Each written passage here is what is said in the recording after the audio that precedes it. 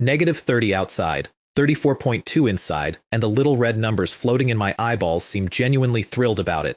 Moderate hypothermia, they announce, like it's a promotion. Satiety, 3 out of 100. Impending shock. And a countdown, ticking down in this cheerful murder red, because apparently even at the end of the world there is a settlement deadline, and I am going to miss it. Here is the situation, quick version, because I might not be conscious for the long one. 7 years ago, a higher civilization showed up over Earth, switched off every scrap of our technology and resource production, and then, because gods are generous, opened a door into a wild alien world. Volunteer to walk through as a pioneer, dig up whatever you can find, upload it at the daily settlement, and your country gets that resource materialized back home, multiplied by 100, 1,000, 1,000,000. Food, fuel, a future for a planet that's running out of all three. I'm 18. I answered the call. I passed the selection. And then the universe rolled the dice for my landing spot, and it landed on the one square marked Eternal Winter Tundra, Class S. Human Life Forbidden Zone, which is the official government-stamped way of writing, "You will die here." Other pioneers open their eyes in warm forests, picking fruit. One kid in the country next door is cracking coconuts on a beach. Me, I got a down jacket, an alloy shovel, one energy bar, and a snow cave I clawed out myself before the first night could finish the job. Then comes the settlement. I hold out my swollen, chilblain black hand and upload everything I dug up in 4 days of hell. 3.5 pieces of frozen moss, hard as rock. The system rates it. Junk, grade F. Realization multiplier, 0 times. My life's work, worth exactly nothing, times nothing. And then the day's real event starts. The National Fortune Ranking. Every Pioneer's Hall, live, in front of 1 billion people back home. Number 1, the Lighthouse Country. Some monster named Mark, a kilo of flaming pork. Number 2, my own great Xia, our goddess Chen Fang and her blue-silver grass. I scroll down, and down, and down. Me, number 9,981. Rewards, none. And then, because this system has a real gift for kicking a man while he's freezing, a helpful little footnote appears. Because my ranking is so catastrophically bad, Great Xia has just dropped to 8th in the world. Oh, and one more thing. Suicide will reduce the number of pioneer slots for the next batch, so I can't even quit gracefully. I'd be dragging someone else's only chance down into the snow with me. So that's the picture. 18 years old. 3.5 rocks of frozen moss to my name, personally responsible for shoving an entire nation of 1 billion people down the leaderboard, a record-breaking failure. Somewhere back on Earth, my mom and dad are sitting in a blackout, in a rationed winter, watching their son be the reason the heat stays off. I lie back against the ice and let my eyes close because that's what hypothermia wants, and hypothermia usually gets what it wants. Dying, it turns out, is peaceful, warm even, right at the very end. That's the trap. I just really, really don't want to be the sinner who dragged Great Xia down. I don't want to go out as a number nobody bothers to scroll to, and that is the exact moment something inside my skull goes, bite. Not the cold, grand, mechanical voice of the national system. This one has a rhythm to it, almost cheeky. System loading complete. Unique hidden talent awakened. Congratulations, host. You have received your daily intelligence system bonus. Lines of pale gold text write themselves across the inside of my eye. Today's intelligence survival category, 80 meters outside your cave, coordinates 411, 487, a previous survivor left a cache, a complete fire starting kit, 3 lumps of high energy mineral coal, 1 piece of dried meat, and a golden arrow blinks to life on my retina, pointing out into the dark. I blink hard. The gold text stays. An intelligence system. Actual, targeted, this is where the food is intelligence. Now 80 meters. In this wind, 80 meters is 80 meters of flying razor blades and a very solid chance I freeze halfway and become part of the scenery. But let's weigh the options. Option 1, the peaceful warm nap I was 30 seconds from taking, permanent addition. Option 2, crawl, I crawl, hands, knees, shovel, teeth. The gale packed with ice shards scrapes my face raw, and I don't feel it because every last drop of adrenaline I own has just been dumped into the tank. Drowning man, meat straw. I grab it with both frozen hands.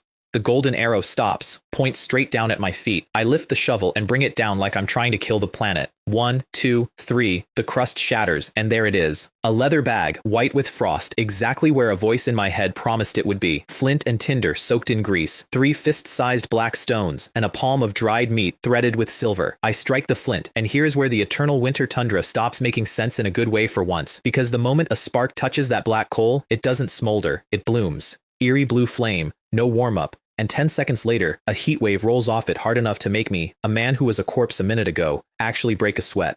In -30. Back on Earth, ordinary coal runs 7,000 or 8,000 calories, and you'd need a whole stove of it to make someone sweat. Here, 1 fist-sized lump does it. I stare at that ghostly blue fire and do the only rational thing a starving man can do. I file the words energy crisis and solvable side by side in my head, and then I eat the meat, hard as a brick, until my own spit gets to it, and then it melts, and warmth pours down my throat that has absolutely nothing to do with temperature. Satiety, the system sings, 25, 35, 45. High-quality food permanently enhances your physical abilities. Satiety cap raised to 120. Your body is being repaired by energy rhyme. And my legs, the legs that took 80% frostbite on night 1, the legs I'd basically filed under gone, start to itch. Feeling crawls back into them. The chilblains on my hands scab over and heal while I watch, like time-lapse footage. I survived the 4th night. They told me later the 4th night in the Eternal Winter Tundra has a nickname. They call it the Day of Death's Reaping. 900 people didn't make it to morning. I did. Me, number 9,981. And I finally understand that the voice in my head isn't a hallucination. It's a map. It's the difference. It's the reason I get a 5th day. I am going to make that count. Back on Earth, meanwhile, somebody is knocking on my parents' door. It's 3 in the afternoon in room 302, Xingfuli Community, and my father opens the door to 2 young men in dark green uniforms with gold dragon badges on their chests. Special Operations Bureau. Behind them, the neighborhood director, hauling 2 big boxes. My dad's legs nearly go out from under him. Comrade, he manages. Is it my Chen Yu, Mr. Chen? Please don't misunderstand. The young officer catches him by the arm. Comrade Chen Yu is alive and well. We're here on orders from the state, delivering specially approved supplies to the family of a hero. And in come the boxes, electricity cards, compressed meat, canned fruit, a box of antibiotics that costs more than gold in a city where the power's out and the food is rationed. My mother waves her hands, horrified. This is unacceptable, she says. Ayu is ranked last. He hasn't brought anything to the country. He's dragging everyone down. How can we possibly take this? Auntie, the officer's voice rises, and it's not a question anymore. This is what he deserves.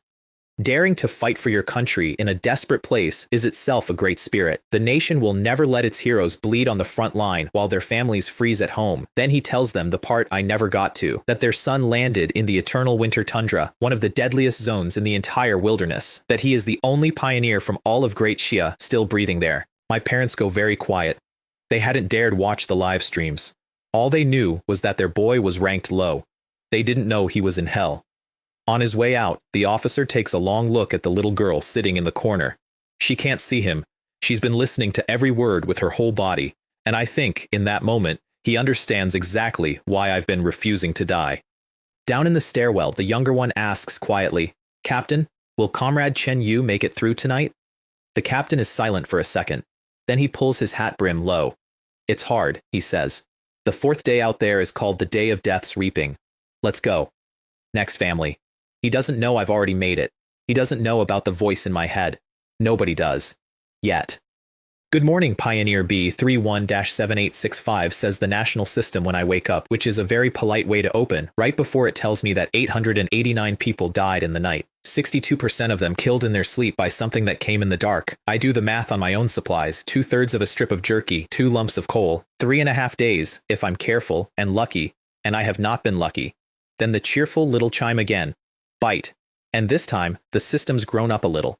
Starting today, it says, you may specify the type of intelligence you want. 4 options bloom gold on my eye. A. Supplies. It finds food, minerals, treasure. B. Environment, terrain, water, shelter, weather. C. Crisis. Monster tracks, traps, incoming disasters. D. World. The deep lore, the ruins, the things that get people killed for asking. Every instinct says pick supplies. Point me at the next meal. But I'm learning the rule of this place already, and the rule is that the system is a map, not a genie. It tells me where the food is. It doesn't put it in my hand. And a map of the next meal doesn't help if the ground I'm standing on is about to try something. I pick B. Environment. The world tips sideways and a pale gold hologram unfolds across 3 kilometers of tundra, wire-framed and rotating, me a red dot at the center. And the first thing it does is ruin my morning. Weather warning, a category A. White disaster arrives in 71 hours. Current temperature, -30. My shelter cannot survive it. My only chance lies to the northeast. Cool. Very cool. Love that for me. I've got 3 days to fall in love with a whole new place to not die in. North and west light up dark red, impassable. But northeast, a 1.5 kilometers out, there's a patch glowing faint blue, and when I focus, the map zooms and tells me why. A frozen lake. Fed by an underground river. a living ecosystem down there under the ice, and the thinnest part of that ice, coordinates 411, 600, is 20 centimeters thick. Running water. In a place where water is life and heat is food, I'm looking at a lake with a working circulatory system. 20 centimeters of ice between me and the first long-term food source I've seen since I got here. I tuck the last of the jerky against my chest, sling the shovel, and step out into the wind, and for the first time in 4 days, my eyes aren't confused. Set off. Somewhere I can't see, in a room full of floating screens where a whole country watches the wilderness through our cameras, a very small, very sharp woman named Yang Hua is running down her list of promising pioneers when a researcher named Zhao Qing flags an anomaly. Pioneer Chen Yu, IDB 31-7865, Eternal Winter Tundra, 42 hours survived, just started broadcasting. That white hell with a 95% death rate? Put it on the main screen, and the whole room goes quiet, because there's no frozen corpse on that screen. There's a skinny kid with a shovel on his back, walking straight into a storm like he's got an appointment. Yang Hua leans in. Zhao Qing, she says, watch him. I want to know how he's still alive and whether we can teach it to the next batch. One more day matters. They think they're studying a survival case. I'm just trying to buy lunch. The thing about hacking through the frozen surface of an alien lake with a shovel is that it does not care about your feelings. Every strike sends a shock straight up my arms. The system's already flashing warnings. I'm losing body heat at 5 times the resting rate, satiety sliding, 55 and dropping. And in the sparse little crowd watching my stream, the experts arrive. That's tundra ice, brother. One of them types. You can't break that without a drilling rig. Go back to the cave. Oh, silly child, it's heartbreaking to watch. Somewhere back home my mother is covering her mouth and crying, and my little sister, who can't see the screen at all, is stubbornly telling it to keep going. Brother, you can do it. I bite the tip of my tongue. The sweet, coppery jolt buys me another few seconds of awake. Trust the system. Do not stop.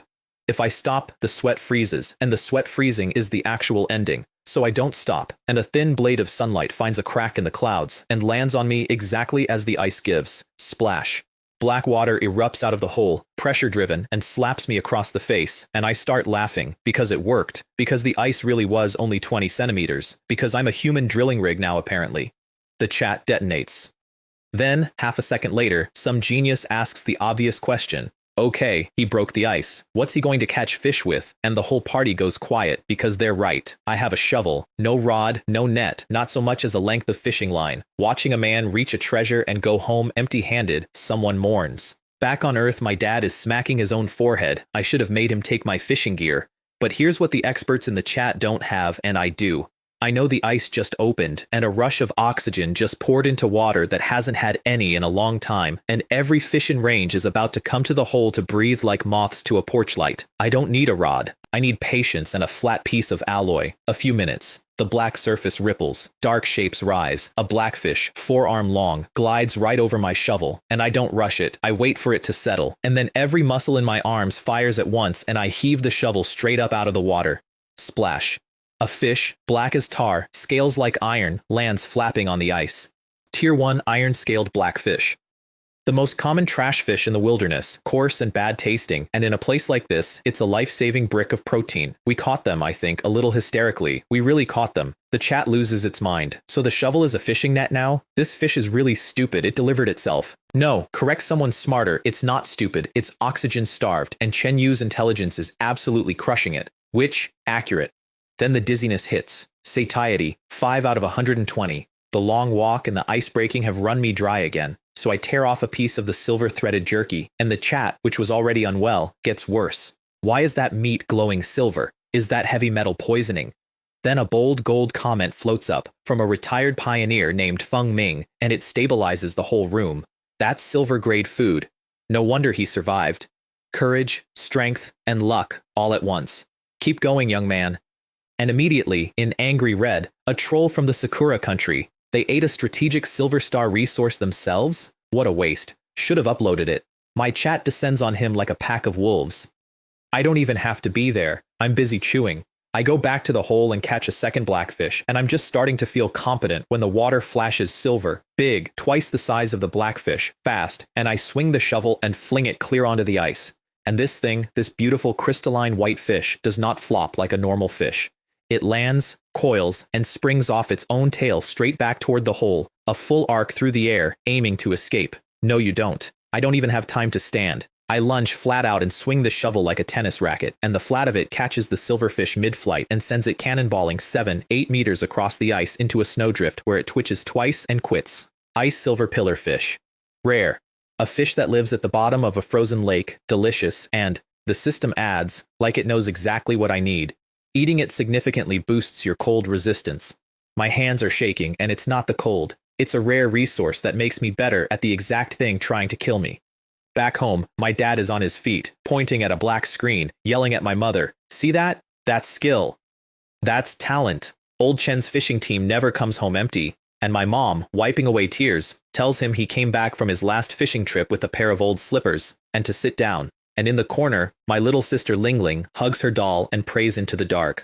Brother, she whispers, you have to come back in 26 days. It's okay if I never see anything, ever. Just come back. She's counting the days. She's blind, and she's counting the days, and she's decided her own eyes don't matter as long as her brother comes home. That's the number I'm actually working with, not 9,981. 26 days. I tie 5 fish tail to tail with a length of cord, sling the whole cold bounty over my shoulder, and start the long walk home into a headwind that has, of course, changed direction specifically to be in my face. I make the cave with my body temperature 1 degree off the warning line, seal the door, and collapse against the wall until my fingers work again. Then I split a lump of coal into 4. I learned last night, the cave's small, the coal's absurd, no need to run a furnace, and I cook.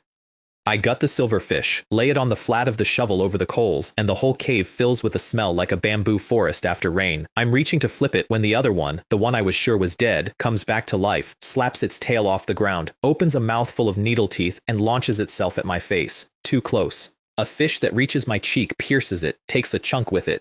So I lean back like my spine's optional, twist my wrist, and the shovel that was a frying pan a half second ago becomes a blade, and I meet the flying fish in the air. Clang. Then a downward chop, and its head rolls one way and the rest of it rolls the other, the little sucker mouth still opening and closing like it's got a complaint to file. Humph, I tell it. I'm a top student in PUBG. It can survive on land, this thing, which is horrifying, but also tells me exactly how much energy is packed inside it. I eat, and it's like swallowing a coal, gentler than the jerky, but it goes deeper and stays longer, dissolving the ice in my marrow. Satiety cap, 160. Cold resistance, 15%, 17, 23. And a new line, permanent buff acquired, basic cold resistance. I crawl to the door, crack it, and put my hand in the wind. The heat's draining out of me a solid 20% slower than an hour ago. I'm not just surviving the cold anymore. I'm negotiating with it. And that's when I decide to upload 1 whole silverfish, uncooked, to the country. Not for the ranking. Because if my family gets 1 materialized copy of this, they get to taste something warm. I place my hand on the fish. Upload. The system inspects it. Rare, grade C. And then, this species is being uploaded for the first time. Calculating the national fortune return multiplier. The number starts climbing, and I've seen the tables. Junk pays 0. Ordinary pays 100 to 1,000 times. So I'm watching it tick past 10, past 100, past 1,000, waiting for it to stop, and it does not stop. Congratulations. Rare resource critical hit triggered. Realization ratio, 10,000 times. Great Shia has obtained 10,000 ice silver pillarfish, deposited directly into the National Strategic Cold Storage Reserve. I haven't finished processing that number when a second gold banner drops. First upload of a new species. Special reward, a survival blind box. And it offers me 3, glowing on my eye. White, basic supplies, drops within 500 meters, easy to find. Blue, advanced gear and medicine, 1 kilometer, medium.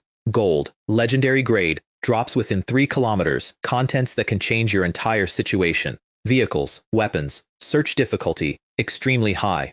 For a normal pioneer in the Eternal Winter Tundra, a 3-kilometer search is a death sentence with a lottery ticket stapled to it. You freeze on the road looking for it, but I am not a normal pioneer. I have a cheat. I pick gold. Then I check the leaderboard, and I have to read it twice. Number 98. I went from 9,981 to inside the global top 100 on a single fish because the fish was rare and the multiplier was insane.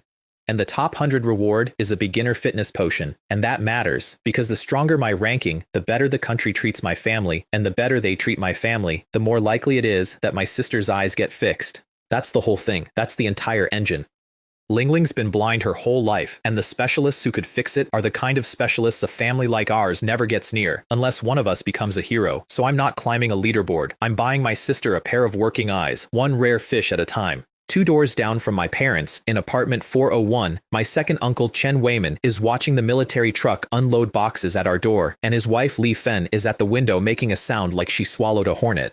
Their 5-year-old is wailing for meat they don't have. These are the people who, a year ago, when my sister was running a fever and needed medicine, kept theirs for their own kid and called her an ingrate, who, when my parents came to borrow grain, shut the door. Now they're watching a nation deliver antibiotics to the family they turned away, and I'll be honest with you, from a cave a world away, I do not lose sleep over it. Morning. Deaths yesterday, 1,285. I pick supplies, and the system hands me my legendary box. Coordinates 515, 620, 2.8 kilometers out, buried 1.5 meters deep under last night's blizzard. So I dig, 10 minutes, 20, until the shovel hits something that rings, and I claw the snow off a blue-gold metal case with patterns on it that look like they came off a spaceship. Portable Arctic snow vehicle, legendary grade, lightweight shape memory alloy, folds to the size of a suitcase, human-powered kinetic drive, adapts to any snow or ice, max load 300 kilos. I pull out a bundle of metal, give it a couple of stretches, and it snaps and locks itself into a sleek silver sled with a reclined seat and foot pedals and a cargo rack in the back. I climb in, put my feet on the pedals, push, and it shoots forward across snow that was swallowing me whole an hour ago. 20 kilometers an hour. What took me 2 hours of walking into the wind now takes half an hour. In my chat, boys from the cold northern provinces are openly weeping with envy. Even if Earth develops for another 100 years, it couldn't build this. Is it too late to sign up for Pioneer? And someone answers, first you'd have to become a pioneer, then land on the Eternal Winter Tundra, then not freeze or starve, then find a rare resource, then gamble on the legendary box, and only then do you reach God Chen's level. God's actions are unrepeatable, damn it. God Chen. That's a new one. Also, apparently, the fastest man in the Eternal Winter Tundra, which the chat has helpfully shortened to Super U. I'll allow it. I'm on a spaceship sled going 20 an hour across a frozen hell, dragging a suitcase behind me full of coordinates only I can read, and for the first time since I landed, I'm not running from the wilderness. I'm shopping in it.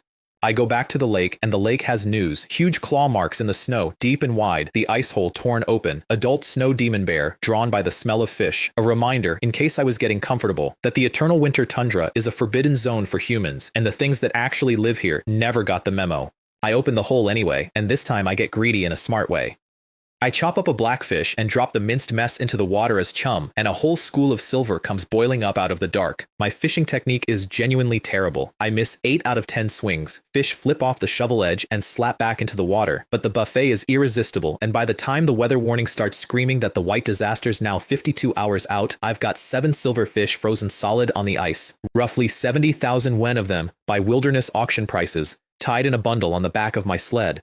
Meanwhile, in the chat, someone comes back from the stream next door, devastated. Brother Hai, Wu Hai, our Special Forces king, an actual seed-level pioneer the state handpicked and trained, spent his entire day weaving a fish trap by a warm pond and pulled out 3 palm-sized blackfish, less than a pound of meat. King of soldiers, 3 small fish. God Chen, 7 rare fish with a shovel. I don't feel great about it. I feel a little great about it. That night, back on Earth, 3 old men in Zhongshan suits stand in a windowless room watching 2 bars on a wall-sized screen. Red bar, national crisis, 85%, on the edge of collapse. Blue bar, strategic reserves, 12%, painfully thin. They're quietly discussing whether Great Xia will have to do what the West did and abandon part of its own population. And then the blue bar jumps. 12.5, 13, it settles at 18. 6 points, off a single cold resistance resource. The fish, my fish, sitting in a cold storage vault. The old men look at each other and start to laugh. Heaven hasn't forsaken us, one of them says. Find out which top-ranked player did this. A hefty reward is warranted. None of them thinks to scroll down to number 42. They'd have to. That's where I am now, top 50, off a grilled fish I uploaded so my mother could put fish soup in front of the family. She does that night, and my dad, who has complained about his bad leg every winter of my life, goes quiet halfway through his bowl and says, "Huh, old woman, my leg doesn't hurt." Energy rhyme in the broth, quietly rebuilding a tired man from the inside. She tells him to shut up and drink. He drinks. Then the wilderness reminds me what it is. I'm half asleep when I hear it, not wind. Footsteps. Something enormous, crushing snow, 3 meters from my cave wall. I don't breathe. I reach out with the slowest movement I've ever made and smother the coal with a handful of snow, and the cave goes black and silent, and a nose the size of my head snuffles at the vent, breathing out a stench of old fish. 1 minute, 2. Then the footsteps turn and fade off to the northwest, toward the pile of fish scraps I dumped out there yesterday. It got lured off by garbage. If I'd been lazy last night and buried the scraps by my door, they'd be scraping me off the ice this morning. Deaths yesterday, 3,980. The number's going up, not down, and these are the 8th batch, the ones the wilderness already made stronger, so I make a choice I've been putting off. I pick Sea Crisis, my eyes burn, and the world reloads in thermal. 7 days of tracks and pheromone trails painted across the snow in glowing color, and the first thing it shows me is the outside of my own front door, where a pale green trail sat for 25 minutes at 3 in the morning, marking me. Tier 1 Snow Demon Wolf. Behavior. Marking prey. I've been tagged by a pack animal that's smarter and meaner than anything with the word wolf in it on Earth. Between the wolves and the white disaster, my nice safe snow cave just became a place I have to leave. So I run, and on the way out, Crisis Vision earns its keep. A faint yellow trail dives straight into the frozen ground, and the label reads, Tier 1 Tundra Giant Snow Rat, Deep Hibernation. I dig, pop the frozen crust off its burrow, and there it is, curled up asleep, a 20-pound rat with incisors like chisels, a thing that can bite through a man's finger, that even the wolves leave alone. And while its nerves are still slow with cold, I bring the shovel's edge down on its skull with everything my waist can give. 1 hit, it never wakes up. My first monster, and I killed it in its sleep, which is exactly the kind of pioneer I intend to be. There's a nest of ice blue berries tucked in the burrow too, sweeter than gold in a place like this. Thank you, I tell the wilderness, and take all of it. Half a day of Crisis Vision, and I count 20 resource dens, rats, foxes, ice-feathered thunder chickens, and just as many danger trails in deep red and purple. Wolves, bears, giant ice worms. The map of this place isn't empty white nothing. It never was. I just couldn't read it until now.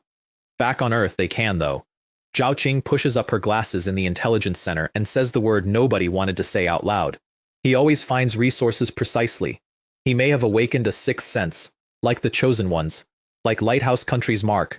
And Yang Hua's eyes go sharp, because if that's true, everything makes sense, and she makes 3 decisions in one breath. Upgrade Chen Yu to a seed-level pioneer, move his family to grade A protection to the core of Beijing, and, if he can prove he'll survive long-term, start considering him for Apocalypse Bearer. 1 per country, per batch. Nobody's sure what it does yet.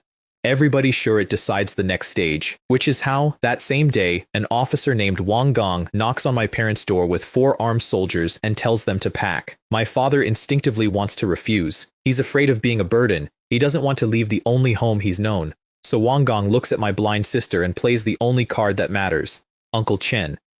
Only the top medical resources in Beijing can cure Ling Ling's eyes. Pack your bags. They go. Of course they go. Fixing her eyes is the whole reason I'm out here freezing. My family rides out of Xingfuli in a bulletproof car with military plates, and in the corner of the community, my second uncle and his wife watch the convoy vanish, pale with a very specific kind of regret.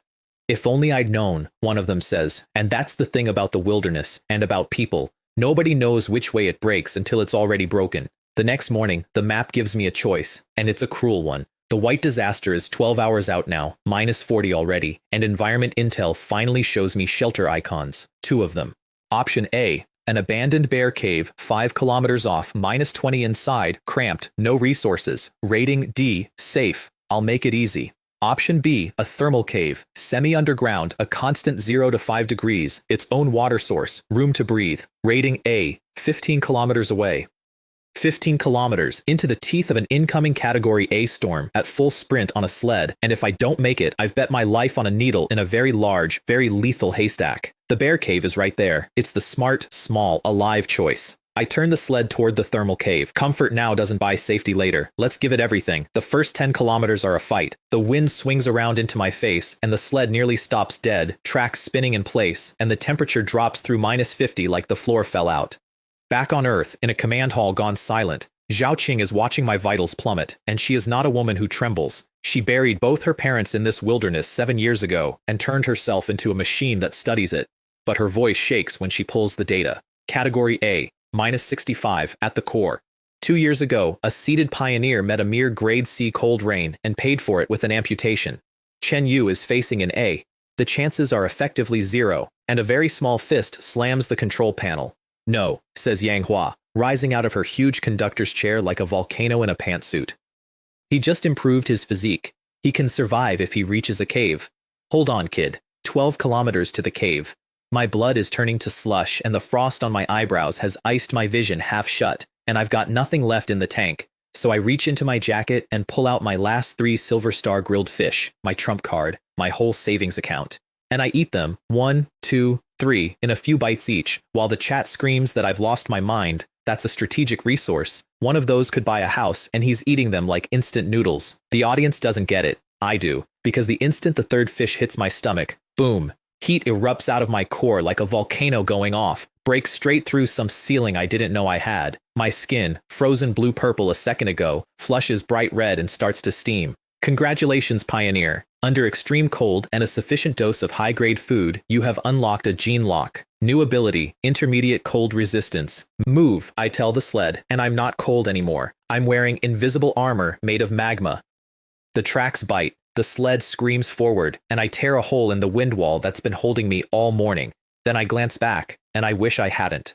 Behind me, where the sky meets the snow, there's a white wall, hundreds of meters high, edge to edge across the entire world, and it is silently, patiently pushing toward me. The category A white disaster, made real, and it is running me down. The whole planet is watching 2 dots on a screen, a boy and a wall, and the chat, for once, isn't mocking anyone. It's praying, run, run faster, because this isn't a movie. There's no plot armor out here. When Pioneer dies, the screen goes black, and it stays black. 400 meters to the cave. Ahead of me, tucked under a huge leeward rock, an inconspicuous crack breathes faint orange. Geothermal. A way out. 300 meters. The pressure wall behind me shoves so hard the sled and I nearly go airborne. 100 meters, and the cold air pouring off that wall is already reaching past me, freezing the world as it comes.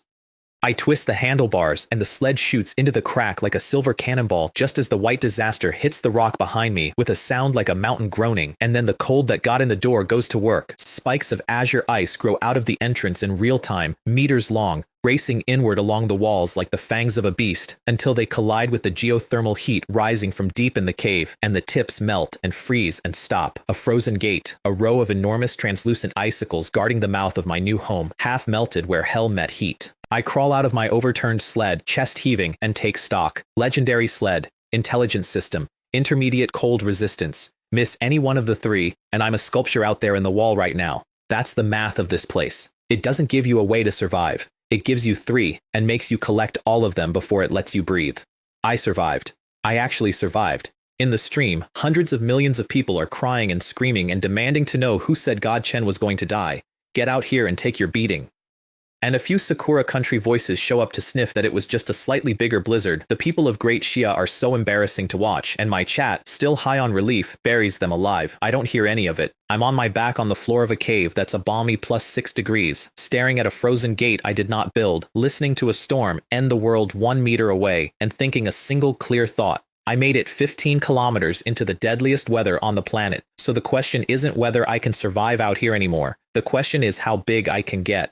By the light of glowing blue moss on the walls, I get my first real look at my new address. 500 square meters, a dome 10 meters overhead, a stream trickling out of the rock, a constant 6 degrees. In a place where calories are food and water is life, I have just moved into a cave with underfloor heating and running water. I could lie here for a week eating nothing and be fine. I lie down on a warm rock and I say it out loud to nobody. I'm lying down. Other pioneers are optional. Back on Earth, they run the numbers and the numbers break them. A-grade shelter, water source, rating B. Heat, rating A. And when Zhao Qing finishes the comparison, she has to say it twice before anyone believes her. Ranked 10th in the world, not 10th in the Eternal Winter Tundra. 10th on Earth, ahead of pioneers sunning themselves on tropical islands. Manhwa says the word good 3 times in a row and turns pink and floats the idea nobody's dared float that this kid could compete for the 8th batch's global pioneer king. Only Zhao Qing doesn't smile. She's looking at the frozen gate sealing my door and the dark, unexplored tunnel yawning at the back of my cave, and she's thinking the quiet part. The supplies run out eventually. And then what? He's trapped in there. She's not wrong about the tunnel. When I flip on crisis vision inside my own home, the safe A-grade shelter lights up with a pale red trail deep in the back, and a label, Tier 2 Dark Cave Demonic Bat. Tens of thousands of them hibernating 20 days ago. Bats the size of eagles, half a meter of bone-studded guano under them, and me with a shovel and a good attitude. Can't fight that. Won't try. But I file it, because bat guano makes saltpeter, and saltpeter makes a lot of things, and in the wilderness, the difference between a crisis and a resource is usually just how strong you are when you meet it. For now, I cook. I build a stove out of stones, get a flat slab screaming hot over the coal, and sear slices of snow rat until the fat bubbles gold, then dip each bite in crushed ice blue berries so the cold sweet tart cuts the grease. On my stream, an entire planet is watching a man who was a corpse 4 days ago eat gourmet in hell, and they are furious about it. No way, you're poisoning me first thing in the morning. God Chen, you've changed. You used to gnaw frozen fish. And in Great Sia's highest strategic meeting room, under the national emblem, the actual leaders of the country are being briefed on the seed pioneers when the old chief remembers the kid in the death zone and asks to see him, and the screen cuts to me, shirtless, cheerfully eating roast rat. There's a silence. Then the old chief drops his cigarette laughing. That brat, he says. Others are starving out there and he's out here cooking. Some cautious expert starts to lecture about hedonism being unbecoming of a pioneer, and the old chief cuts him off flat. How a pioneer chooses to survive is his own right. We are not pioneers. Don't comment. Then he goes quiet and looks at the frozen gate on the screen and asks the real question, what's the boy's shelter rating and whether he can last? I process the whole snow rat in under 40 minutes, rendering oil in the pot with one hand while I cut jerky with the other, and the chat decides my hand speed guarantees I'll be single for 20 years. 1.5 liters of rat oil, 5 caddies of jerky, a silver frost pelt, 2 hard incisors I'll grind into fish hooks, 4 dense leg bones I'll turn into arrow shafts. Nothing wasted. In the wilderness, an animal isn't a meal, it's a hardware store. And then the next morning's environment intel maps my basement, and my basement is enormous. The system draws the whole underground like a cutaway of an anthill, the bat lair, an underground river, a lava pool, and then, at the very bottom, 2.5 kilometers straight down, an inverted pyramid pulses a slow, sick purple. World secret triggered. Remnants of a civilization detected. Temple of the Snow God. Ruins. Recommendation. Go there in person. You may gain supernatural abilities. Supernatural abilities. I've never heard those 2 words in the same sentence as pioneer. Everything I know about the strongest survivors on the leaderboard is that they have terrifying physical stats, and that's it. Brute force bodies at the level of a tier 3 beast. Nobody talks about supernatural anything. And the intelligence system, the thing that has been right every single time it's tried to save my life, is telling me to walk down 2.5 kilometers into the dark, past 30,000 sleeping bats toward a purple triangle it flagged as a secret. Back home, Yang Hua watches me eye that tunnel and nearly throws her notebook across the room. Does he think the cave is his backyard? That's a maze down there. If he gets lost, if there's something living in it. And Zhao Qing, reading my face on the screen, adjusts her glasses and says quietly, there's definitely something living in it.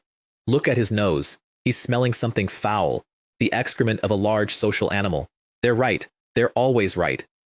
And I'm going anyway, because the intelligence system has never sent me towards something without a reason. And supernatural abilities is the first thing this frozen hell has ever offered me that sounds less like survival and more like a way to stop being prey. The way down is a held breath. I follow a pale blue safe path the intel paints for me, past the bat lair. Tens of thousands of them hanging from the dome like black fruit, half a meter of bone-studded filth underfoot, and I move through it the way you move past a sleeping landlord you owe money to. The air heats up as I descend, 20 degrees, 30, 40, my clothes soak through. Then a blast of killing cold hits the heat head-on, and the tunnel fills with white mist, and I push through it into a chamber that stops my heart. A huge circular hall, a black underground river, dead silent. And along both banks, stacked in the thousands, are skeletons. Not animals, the skulls are humanoid. And every last one of them is kneeling, facing the center of the room, in a pose of worship so old it's fossilized into the bone. On the far wall, a mural 100 meters tall, made entirely of living, breathing moss, slowly writhing in the dark, and in the center of it, thick moss forms a face, a woman's face, no features, just 2 dark, empty eye sockets, looking down at the ant that wandered in. I glance at it once, and it's like taking a hammer to the brain. Nausea. Double vision, 1,000 whispers at once. Blood starts running from my nose, my ears, my eyes, the 7 orifices, all of them, dripping onto the bones, and a voice, ancient and female and amused, rolls up out of the bottom of my soul. Since you have seen the gods, it says, why don't you kneel? The pressure comes down like a mountain, my knees buckle. Every bone in my body starts to groan, and the whispers rise into a chorus. Kneel, you lowly worm, kneel and you'll live. And around me, the skeletons seemed to move, offering up prey, receiving power, embracing the snow. It would be so easy. Kneel and get everything. System, I scream inside my own head. Save me. Bite. Should we overdraw your next 3 days of intelligence to perform civilization analysis? Overdraw? I don't even hesitate. Overdraw everything. Purple gold runes explode across my eye and wrap themselves around that mossy phantom head, and 1 second later, they converge into a single line of platinum text, and I could kiss it. Fragmented mural of the goddess of wind and frost. The goddess of wind and frost is synonymous with arrogance. She despises spineless, blind servants. Those who do not kneel will receive her grace. Oh, you don't like simps. Every instinct in my collapsing body wants to fold.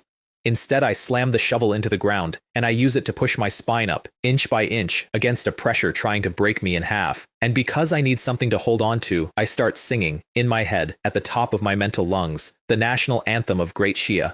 The old one. The one about rising up. The one about people who refuse to kneel, about turning flesh and blood into a wall that holds. The wind in the hall howls harder, furious, and then cuts out. Gone. Like an invisible hand hit mute. I'm on my feet, sweat dripping off my chin onto dry white bone, and the mural changes. The blue-black bleeds away to pure silver-white. The goddess who looked down on all living things lowers her head, just slightly, and the empty eyes that terrified me now hold something that looks disturbingly like approval. And her hands, which were demanding, open, instead of take, give.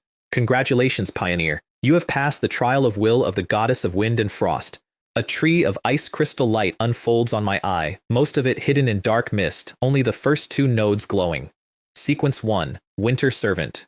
Ignore wind and frost. In cold and snow, gain 30% to strength, speed, endurance, and recovery. Promotion requires a sacrifice, an ice jade pillarfish, an ice heart lotus, and a fresh snow demon bear liver. A snow demon bear liver. The thing that leaves claw marks the size of my head. Elder sister, I think. Looking around at skulls 2 sizes bigger than mine. Are you serious? Because that's who she is now, in my head. Not the ancient horror of the frozen abyss. Elder Sister Gale, a terrifying, arrogant, prehistoric death goddess who I have decided to treat like a difficult older sister, because the only alternative is to start screaming and never stop. Then, drip. From the goddess's open silver palm, a few drops of liquid gather in a stone bowl on the platform. A small sip, and it smells cold enough to make your soul shiver. Extreme cold divine brew, legendary. Drinking it will drastically transform the mortal body. I climb up on the platform and drink it like a shot, and boom. It's not cold. It's a bomb going off inside me. Satiety cap, 400. My blood turns to heavy mercury. A film of ice crystal sweeps across my skin and vanishes under it. And when I exhale, the breath freezes in the air and falls as crystal dust. Advanced cold resistance. I feel like I could run naked across the tundra and laugh, praise Elder Sister Gale, and then the whole world hears from something much bigger than me.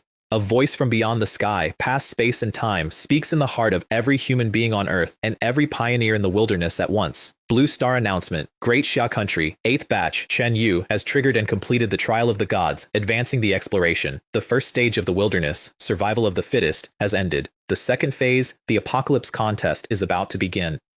The first global announcement in the history of the wilderness, and it's got my name in it. The chat can't speak. Then it detonates like a bomb going off. A higher civilization announcement, the first one ever, and it's a Great Xia kid nobody's heard of. Foreigners lose their minds. Why is it Great Xia?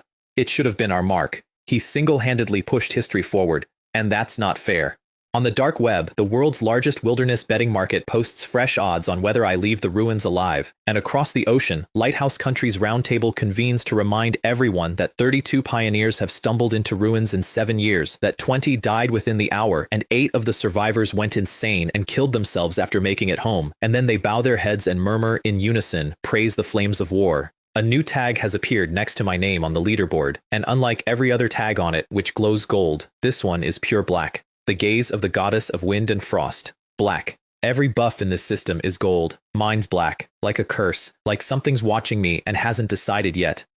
I look up at the silver mural, at the arrogant goddess I've just started calling my big sister, and I do the only thing that makes sense. I keep serving her, because she's the strongest thing that's ever been on my side, and out here, on my side, is a very short list. Here's what the apocalypse contest means, once the leaders stop having heart attacks about it. In 20 days, once the 8th batch hits 30 days survived, each country names one apocalypse bearer. And if that bearer lives, the country gets 2 things that change everything. 1. Real. Two-way communication. No more one-way live stream, actual private conversation, a whole nation of experts whispering in one pioneer's ear. 2. The country can drop its new pioneers within 3 kilometers of that bearer, which means the wilderness stops being about lone survival and starts being about planting a flag, building an outpost, building a city. It stops being survival, it becomes colonization, and the leaderboard rewards refresh to match. The nutrient potions vanish, replaced by things that make grown pioneers drool.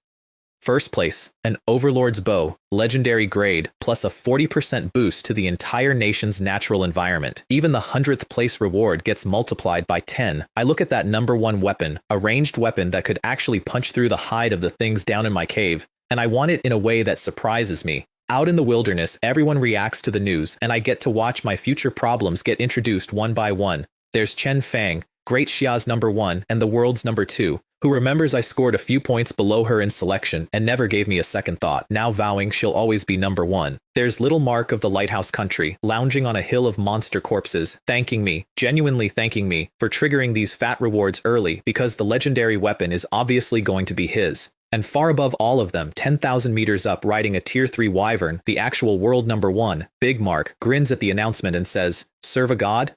In this world, I'll become one. Not one of them sees me as a threat. Why would they? Rewards go by upload rank, and I'm not in the top 100. To them, I'm the guy who kicked the vending machine and made the snacks fall out. They're already lining up to collect. Then I make a tactical error. I fall asleep. Not a nap. The trial and the divine brew knock me out for 3 straight days, and when I wake up, I'm ravenous and my food is gone. I apparently ate 5 pounds of jerky in my sleep, which the evolving body does, apparently, like a bear before winter. My rank has fallen off a cliff, out of the top 3,000, because you can't upload while unconscious. And that black tag is still sitting on my panel where every other buff is gold, radiating the specific energy of a curse that hasn't gone off yet. So I do what I always do. I ask the system for a way forward. I pick supplies, and it hands me a beautiful gift, wrapped in a terrible joke. A rare survival blind box, blue grade, buried a meter and change under the snow, close by. I don't even have to leave home. The location is deep inside the tier 2 dark cave demonic bat lair, directly under 30,000 sleeping monsters. I turn my head, very slowly, and look up at the silver goddess on the wall. "Elder sister," I say, "what do I do?" She does not answer.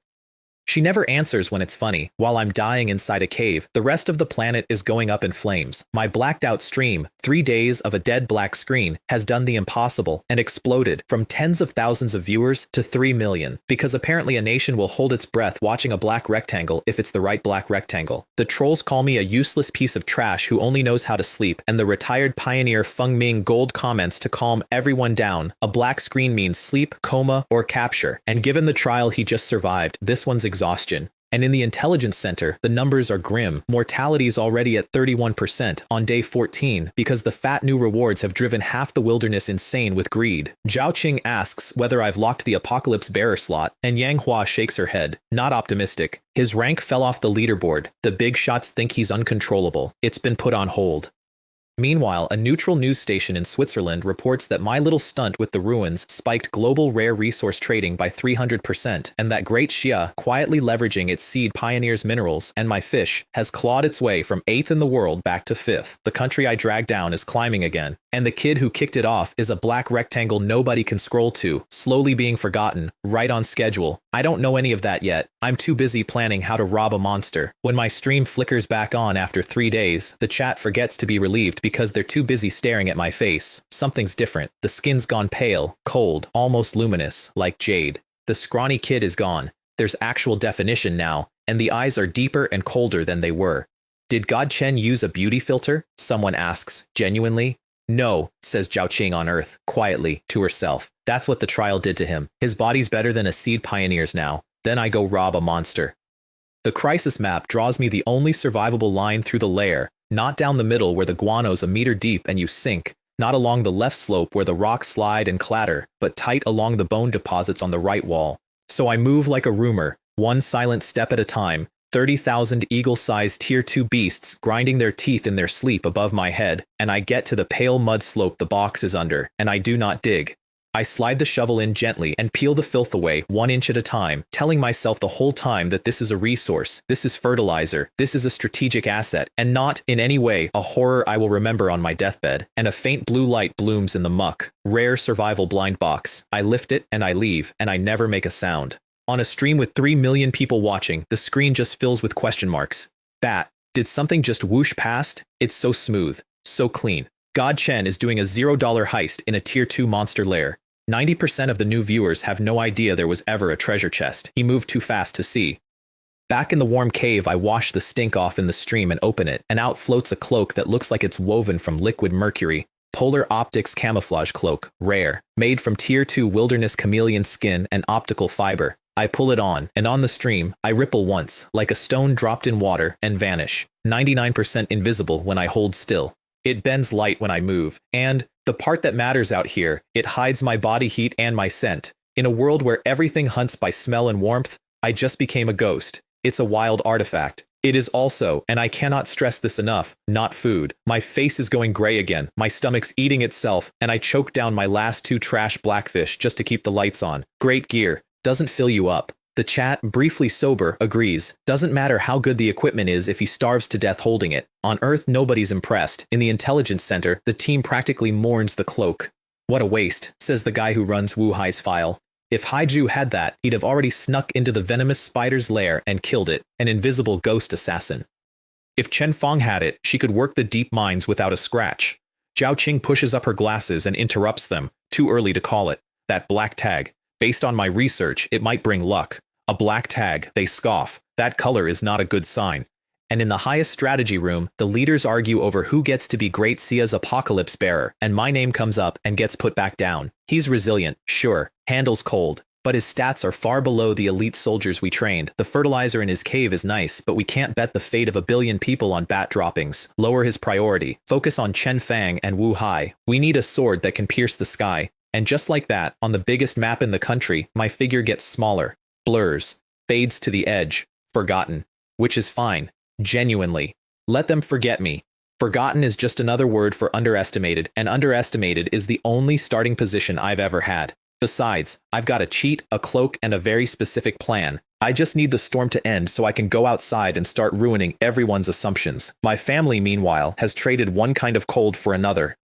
They're in Villa 19 in the Pioneer Family District in Beijing, the safest, most luxurious place in Great Xia, and it fits them like a borrowed suit. The neighbors are legendary pioneer families and old capital money, and they drift their eyes over my parents at afternoon tea and murmur just loud enough. The moss eater from the tundra? Just lucky. I heard they're wasting the best medical pods on his sister's eyes. My husband lost a leg for this country, and nobody made a fuss. My mother lowers her head and walks faster and misses the cramped little apartment where nobody looked at her like that. And in the playground, my sister sits alone on a swing, her eyes wrapped in gauze, fresh out of surgery, while other kids play around her and none of them come near. Until a chubby boy plops onto the next swing and asks, with zero tact and total warmth, "What happened to your eyes? Did a monster scratch them?" "No," she whispers. "I'm sick. My brother says I'll be able to see when I'm better. He's a pioneer." "Your brother too?" The kid lights up. "Mine was third batch, a hero, though his face dims for a second. He didn't come back. But I get to live here till I'm grown, and when I do, I'm going to the wilderness." He calls himself Chubby Wang and he watches the streams like homework, and he reels off the idols. Big Mark, who punched a bear to bits, Kraft the White Giant, Sister Chen Fang, and when Ling Ling says her brother's name, Chen Yu, he scratches his head. He almost places it. He almost says the cruel true thing that in the kids' rankings, the guy who hides in a cave looking rough is a pioneer nobody respects. Then he sees her face, waiting, hoping, and he swallows it whole. "I'll tell you a secret," he says instead, leaning in. Everybody laughs at him for not being ranked. "But I think your brother is the coolest one, besides Sister Chen Fang." "Really?" she breathes. "Of course," says Chubby Wang, waving a fist with the certainty of a 7-year-old, and 2 kids the other kids threw away decide, on a swing, in the sun, that they're allies now. I don't know any of this. I'm 3 days from waking up. When I do, it's a dream that ends it. No snowfield, a temple of ice pillars vanishing into the dark, and a silhouette in a robe woven from aurora and blizzard, walking barefoot through a cold that goes past my skin and straight into my soul. I crawl toward it because some part of me wants power badly enough to freeze for it, and just as the cold starts turning me into a permanent ice sculpture, a voice, ancient and vast, with something almost like a sigh in it, reaches the bottom of me. "Chen Yu, you should go." A warm hand shoves me out, and I wake up gasping on the stone. Deaths yesterday, 789, and a purple notification, glowing, waiting. Congratulations. You have withstood the gaze of the gods. Rare ability acquired, God's Gaze. Your mental resistance greatly increased. The black tag has been removed. The black tag, the curse that wasn't a curse. It was a test I didn't know I was taking, and I passed it in my sleep, and the fog and dread I'd been carrying for days lift off me all at once. My senses go razor sharp. The world looks like it's been polished. God's Gaze. When activated, everything around me slows by 90%, and I can see the weak points, the death lines, of any living thing. I fix on a water droplet forming on the ceiling, and just as it lets go, gaze, the world drops into slow motion. The droplet crawls through the air, and I can see my own reflection warping on its surface, and I reach out and pinch it out of the air with 2 fingers, and time snaps back, and my fingertips are wet. It's the thing every pioneer prays for. Out here, life and death live in a tenth of a second, and I just bought myself 2 whole seconds of them anytime I want, for about 100 satiety a pop, so roughly 10 times a day if I'm well fed. That's plenty. That's a fight. Thank you, Elder Sister Gale, I say, and I mean it, and she doesn't answer, and I'm getting used to that. I check the world. The white disasters weakened from A to B. My ranks cratered to number 6,729. My stream, which peaked at 3 million, has bled down to under 50,000 sao. Most people assume I starve to death in here, and the ones left are watching little Mark slaughter his way across a warm plain, and Chen Fong build a mining base while I dig for ice. On Earth, Yang Hua is buried in evaluation paperwork with no hope left for the tundra, and a dark horse heiress named Zhou Xia has invented actual farming, and everyone loves her for it, and my name is being kept around, barely, for reassignment. Fine, let them write me off. I pick up the shovel, and I swing it at the frozen gate that's kept me sealed in for 10 days, and the ice explodes. Time to go outside and collect on all of it. The weakened storm hits my face and feels like a cool afternoon in autumn. Advanced cold resistance. I straddle the sled, flip on crisis vision, and the dead white world lights up into a glowing net. Every trail of every creature that's passed here in a week, red for danger, yellow for dinner. 5 minutes out, I find a fresh yellow trail. Tundra giant snow rabbit. Foraging. Just now. Now, a snow rabbit is fast, and its hearing is a gift from God, and in my old life, I could have chased one on the sled till my legs fell off and never touched its fur. But I don't have my old life anymore. I draw 2 bone daggers, pull the camouflage cloak tight, and lie down in the snow. On the stream, I vanish. There's just a slightly raised mound of snow next to a sled and the wind and nothing else. 1 minute. 2. A pair of long white ears rise out of a drift half a meter in front of my face. A giant rabbit pokes its head up, ruby eyes scanning, nose working, and the snow it's standing next to explodes. I come out of the ground like a snake, the dagger's a blur, and before its hind legs can even push off, the bone spike goes through its neck and pins it to the ground. The chat, which has been half empty and sad, comes back to life all at once. Holy, a snowdrift just stabbed a rabbit. Rabbit's last thought, I was eating grass and the ground attacked me. And someone gets it exactly right. That's not luck, that's a cheat. He's got x-ray vision. They're back. They're all back. That man is back. I eat the whole rabbit. 20 pounds, 10 pounds of meat, gone in 20 minutes. Satiety from 4 to 500, because the bigger the body gets, the bigger the appetite gets. Then I go back out, because one rabbit is an appetizer. The next thing I find is worse-tempered, ice feather thunder chicken.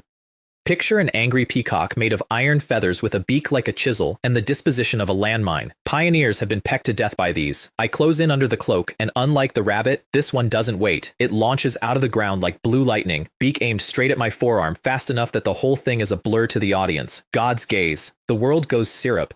The chicken hangs in the air mid-strike, and I can see the shimmer on its beak tip and, more importantly, the fatal line at its neck. And I reach out with my other hand, slow and certain, and close my fingers around it exactly where the death line says to. Time snaps back, one-handed, the bird's still twitching when I lift it up, and the stream is silent for 1 full second before it nukes itself. A one-handed comeback kill. Is that a chicken or a fighter jet? What just happened? I only blinked. And that's the combo. Crisis vision so nothing can hide from me, the cloak so nothing can find me, the sled so I outrun anything I don't want to fight, and God's gaze so I win the 10th of a second that decides everything. This forbidden zone, this human life prohibited death world, has quietly turned into my self-service restaurant. Rabbits, rats, thunder chickens, berries, hazelnuts. I load the sled until it groans. I upload 3 giant snow rabbits, rare tier critical, 10,000 times 30,000 rabbits into the National Reserve, and my daily haul hits number 10 on the entire planet's supply board. From the Eternal Winter Tundra, from a place where nothing grows, against pioneers on tropical islands, I'm top 10 for the day. My overall rank's still stuck at 4,000 because I slept through half a month and the whole wilderness is grinding like their lives depend on it, which they do. But I'm not discouraged. Car, gear, skill, a little bit of cheat. Top 10 overall is a matter of when. Back home, the leaders have finally stopped arguing about the apocalypse bearer because the old chief got tired of it. Since nobody can convince anybody, he says, we use the fairest method there is. Whoever has the highest overall rank at the deadline is our apocalypse bearer. Soldier or heiress or nobody, in the face of the nation's fate, only merit counts.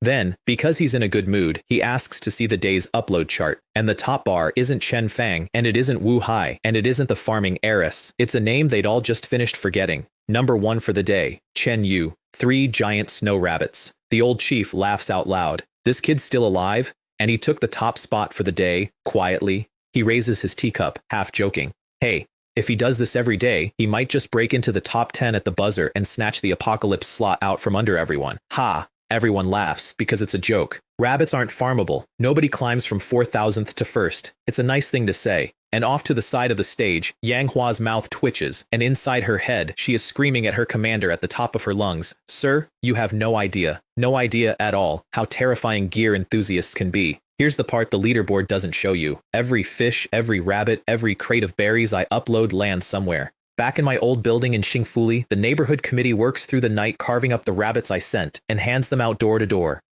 Half a pound of meat a household, 2 berries. It's the best winter that community has had since the sky fell, and the neighbors, who spent a year watching me be nobody's success story, have opinions now. Thanks to Ayu, one of them says, stirring a pot that actually has meat in it. That boy's really something. Someone remembers out loud that a few years back these same people told my family to be more self-reliant. Funny how that goes.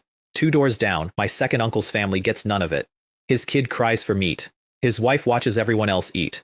Regret, I'm learning from a cave a world away, is a colder thing than hunger. It lasts longer. In Beijing, the ladies at afternoon tea have gone quiet. Hard to sneer that a boy got lucky when the boy is number 1 in the world and the reason your own heating came back on. My mother walks the tree-lined path with her head a little higher now. My father has taken to pointing at the leaderboard and explaining to strangers that the kid in first place takes after him. Fishing-wise, nobody corrects him. And out in the wider world, the people who called me trash 3 weeks ago are watching a pioneer nobody wanted feed a nation of 1 billion, and they've got 2 choices: change their tune or explain why they're wrong. Most change their tune. The retired pioneer Feng Ming Gold comments something kind on my stream, and I don't see it, and a Sakura country troll types something cruel, and my chat buries him, and I don't see that either, because I'm asleep in a cave with a sheep and 2 problems I don't have yet. That's the thing nobody tells you about becoming somebody. You do it in the cold, alone, for the people who can't watch, and by the time it lands where it's supposed to land, you're already 3 days north, hunting the next thing. I wouldn't trade it. My sister's warm. My sister can see. Everything past that is just numbers, and I'm very good at numbers now. The Thunder Chicken turns out to be a hardware store with a bad attitude. 12 cold iron feathers, hard and light and knife-edged, perfect fletching or throwing darts. A beak rated rare, diamond hard, armor piercing at the tip. 20 pounds of purple meat. All I'm missing now is a bow. I've got the arrows in my head and no way to fire them, which is its own special kind of misery. The next day's environment intel makes up for it. 3 kilometers northwest, a patch of the map glows emerald. Ice blue berries jungle, an underground cavity collapsed in on itself, sealed under snow into a natural greenhouse, and the berries inside are finally ripe. I charge out for it and nearly charge into a snow demon wolf pack's patrol trail. 5 or 6 of them. 3 hours cold, and I go very quiet and very careful because I have not earned the right to be careless about wolves yet. But the cavity's clear, and when I dig down 2 meters and break through, I stop breathing. The withered bushes down there are heavy with fruit the size of my fist. The berries I pried out of that rat's burrow were the size of my thumb, dried and half-grown. These are the real thing. On Earth, Zhaoqing figures out why before I do. The rat's berries were harvested early, unripe. This cavity is a natural greenhouse, fed by the cold of the white disaster itself, and these are the mature form. C-grade renewable resource site. Which, in a place like this, is worth more than the ice lake because a resource site doesn't run out. Yang Hua starts recording. She has an idea about what to show the leaders. I dig a U-shaped ice slide down into the cavity so I don't have to break my back climbing, and I ferry the fruit home in the sled, 4 trips, 500 kilos, and I leave more than I take because the light's failing, and there's a wolf pack somewhere out there like a sword hanging over the whole thing. The chat has invented a word for me, Versailles, because I keep throwing back berries the size of eggs for being too small. Then I upload 300 kilos of them, and the sky opens. Rare tier critical, 10,000 times. 3 million caddies of ice blue berries materialized into Great Sia, and the golden leaderboard refreshes over the whole planet. Number 1, Great Sia, Chen Yu, 8th in the world, not 8th in my batch, 8th on Earth, from the Death Zone. At Reserve Base 1, the receiving crew watches a blue ocean of crystal fruit bury every conveyor in the building, and nobody can say which genius pioneer did it. In the highest strategy room, the leaders who have spent a week screaming at each other about who deserves the apocalypse slot are sitting in total silence, and in front of each one of them is a single fist-sized ice blue berry. The old chief takes a bite. Juice runs down his hand. Really sweet, he says, squinting. Distribute a little to ordinary folks, let them taste it. And that's the end of the argument. Nobody says it out loud, but they've all just voted with their mouths. A renewable resource point beats a sword that pierces the sky because you can't eat a sword. At Villa 19, Chubby Wang is elbow deep in braised rabbit and berries, bragging with his whole face. The other seed families only got 3 fruits each. 3. Chen Yu's the best. And my sister, whose eyes are mostly healed now, still a little blurry, feels around for the biggest berry, takes a bite, and lets the sweet run into her chest and says softly, "Of course, my brother is the best. My stream cracks 10 million. My panel says rank number 8, and the top 10 reward is a 200-liter tactical backpack that folds down to nothing, plus 2 vials of premium fitness fluid." I'm looking at it, feeling, for the first time since I landed, genuinely wealthy, and that's when I hear it. A wolf howl, long and cold and full of intent, cutting straight through the ice sealing my door. I'm awake and gripping the shovel before the echo dies, but the pack doesn't blockade the entrance the way the last one tried. The howls circle, hang for a while, and fade off into the distance. They're not attacking, they're taking inventory, and I have a bad feeling I'm on it. I go back for the rest of the berries and find a crime scene. Something smelled the fruit and tore the place open. My ice slide ripped apart, the bushes trampled, 5 or 6 of every 10 berries gone. It hurts to look at. But down in a shadowed corner, on an old thick bush, something glints gold. A dozen fruits, pure gold, like they were cast from metal. Golden ice fruit, rare. The king of the berry forest, the system says, drawing on the very core of the white disaster. The herds ate the easy stuff and left the treasure, and I'm reaching for the last one, grinning, when I hear it. A tap. Soft like a claw on metal. The sled. My sled. And every instinct I have folds me into a ball in the shadow of the roots, cloak drawn tight, dead still, blended into the dead branches and the mud. 2 enormous white shapes flow down the ice slide without a sound. Snow demon wolf. A meter at the shoulder, snow white, eyes a poisonous green, paws that move like they've got suction cups. One of them walks straight to my bush, stops and lowers its head, and its nose is less than a meter from my face. I can smell the hot fish on its breath. I can see the drool. It sniffs, and the cloak eats my scent, my heat, everything. And it turns and squats down like a statue and disappears into the snow. Then 3 or 4 more come in, and they don't run around. Each one finds a corner, digs itself into the snow, and goes still, leaving only 2 green eyes showing. A perfect ambush formation, a hunting party, laid like a trap. On Earth, Zhao Qing does the math out loud, and her voice is flat with dread. A pioneer's odds against 1 snow demon wolf are 50-50. Against 2, 10%. She counts the ones coming in. After a full day, there'll be 15 here, and I get to watch what they built. Rabbits and rats come for the leftover fruit, dozens of them, and the wolves let them. They let prey hop right under their noses. A fat snow rat literally climbs onto a wolf's head, and the wolf doesn't open its eyes. That's the part that scares me, not the teeth, the patience. And then 1 low, throat-deep vibration, and the snow explodes, and 5 white blurs move in perfect coordination. 2 seal the exit, 2 drive the panicking prey to the center, 1 harvests. 3 minutes, a dozen kills, almost no blood on the ground, no roaring, just the crisp small sound of spines and 1 short cry each. These aren't animals. They're a special forces unit that happens to have fur. And I can't move. If I so much as shift my weight, I'm on the menu, so I don't. For 10 hours. My thigh muscles cramp and lock, the cold seeps up through the ice into my bones, and I slow my breathing to 3 times a minute, and I hold. 3 separate times the pack hunts the fresh prey the fruit keeps drawing in, and 3 times I watch, and 3 times I don't move. Somewhere in the middle of hour 6, the settlement countdown chimes.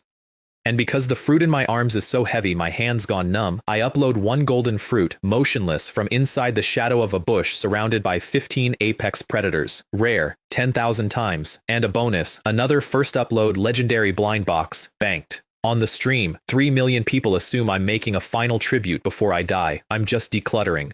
At dawn, the wolves collect their kills, form a single silent file, and pad up the ice slide. And the last one, a small one, stops, turns, and stares directly at the bush where I'm hidden, green eyes locked, holding. My heart stops. Found me. When? How? Then it looks up, just slightly, at the golden fruit still hanging on the old bush above my head, and I understand. It's not looking at me. It's looking at the treasure it can't reach. It knows the resources in its own territory better than I do. It huffs, and it goes. I wait another half hour after the last sound dies, and then I unfold a body that has forgotten how to be a body, and I take my 12 golden fruit and I get out.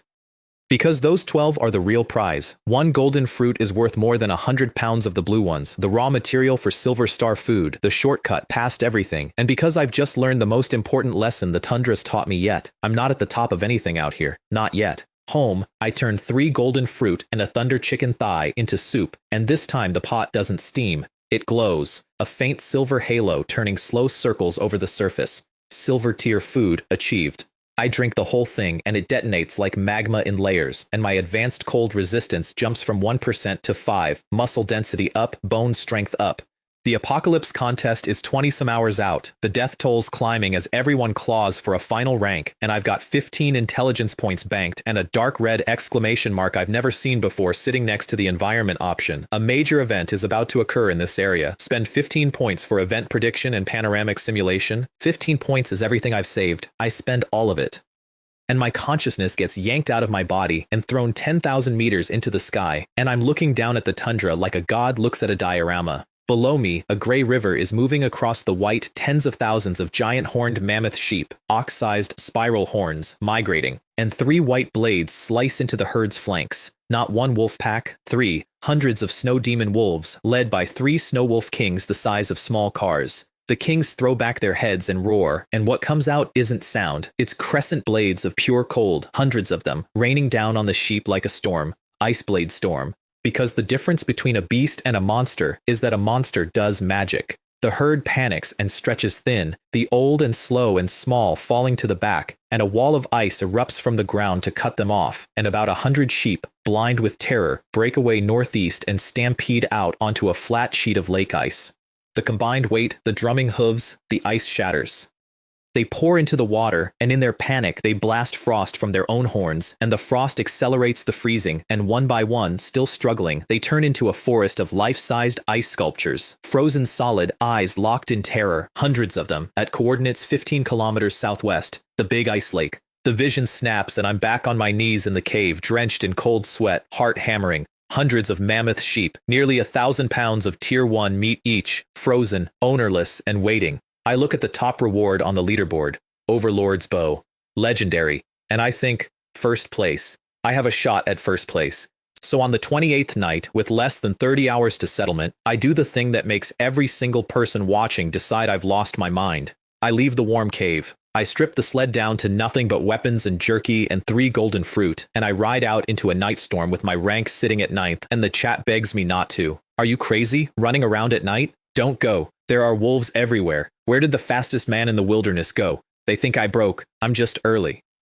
And back in the highest strategy room, the old chief has finally made his decision, and it isn't the one the data recommends. After 3 rounds of evaluation, he says, and yes, his rank has fallen, but Chen Yu's survival wisdom, his resilience, his gift for turning the impossible into the possible, are unmatched on this planet. I propose we formally name him our 8th batch Apocalypse Bearer, even if he never tops the board, even if he can't lift the nation's fortune tomorrow, because in the Eternal Winter Tundra, where the first 7 batches of great Xia pioneers died to the last man, over 10,000 of our best, every one of them, he is the only flame still burning, and we do not let a flame like that go out. Every general in the room stands and salutes, and off to the side, Yang Hua, who has been fighting for this kid for weeks, feels her eyes go hot and sends one comment into a stream I can't check right now. Don't be reckless. Living well matters more than anything. I don't see it. I'm flat on the sled, cloak snapping in the wind, tearing across a frozen hell in the dark toward a lake full of frozen fortune, and the only number in my head is the one that decides everything. Get to the ice lake before dawn, then the rules change under everyone's feet. A higher civilization announcement. The apocalypse contest starts in 24 hours, and the upload deadline is now the end of the day. You can upload anytime, anywhere, all day long, not just in a 5-minute window, which sends the whole wilderness into a final frenzy, because now every risk is worth taking. Wu Hai crawls back into the iron jaw beehive that nearly killed him. Chen Fang leaps into a pit to fight a Tier 1 rock scorpion with a pickaxe. Russia's Dmitry grimly does a thing for his country I won't describe past saying he needed Tier 2 meat, and a bear den had it. England's Chloe dives an icy sea. And little Mark lounges on a hill of corpses, eating raw meat, telling the leaderboard that the harder they all work, the bigger the gap gets. I reach the ice lake before dawn, and I do not fish. I dig a snow cave on the leeward shore, and I crawl inside, and I wait.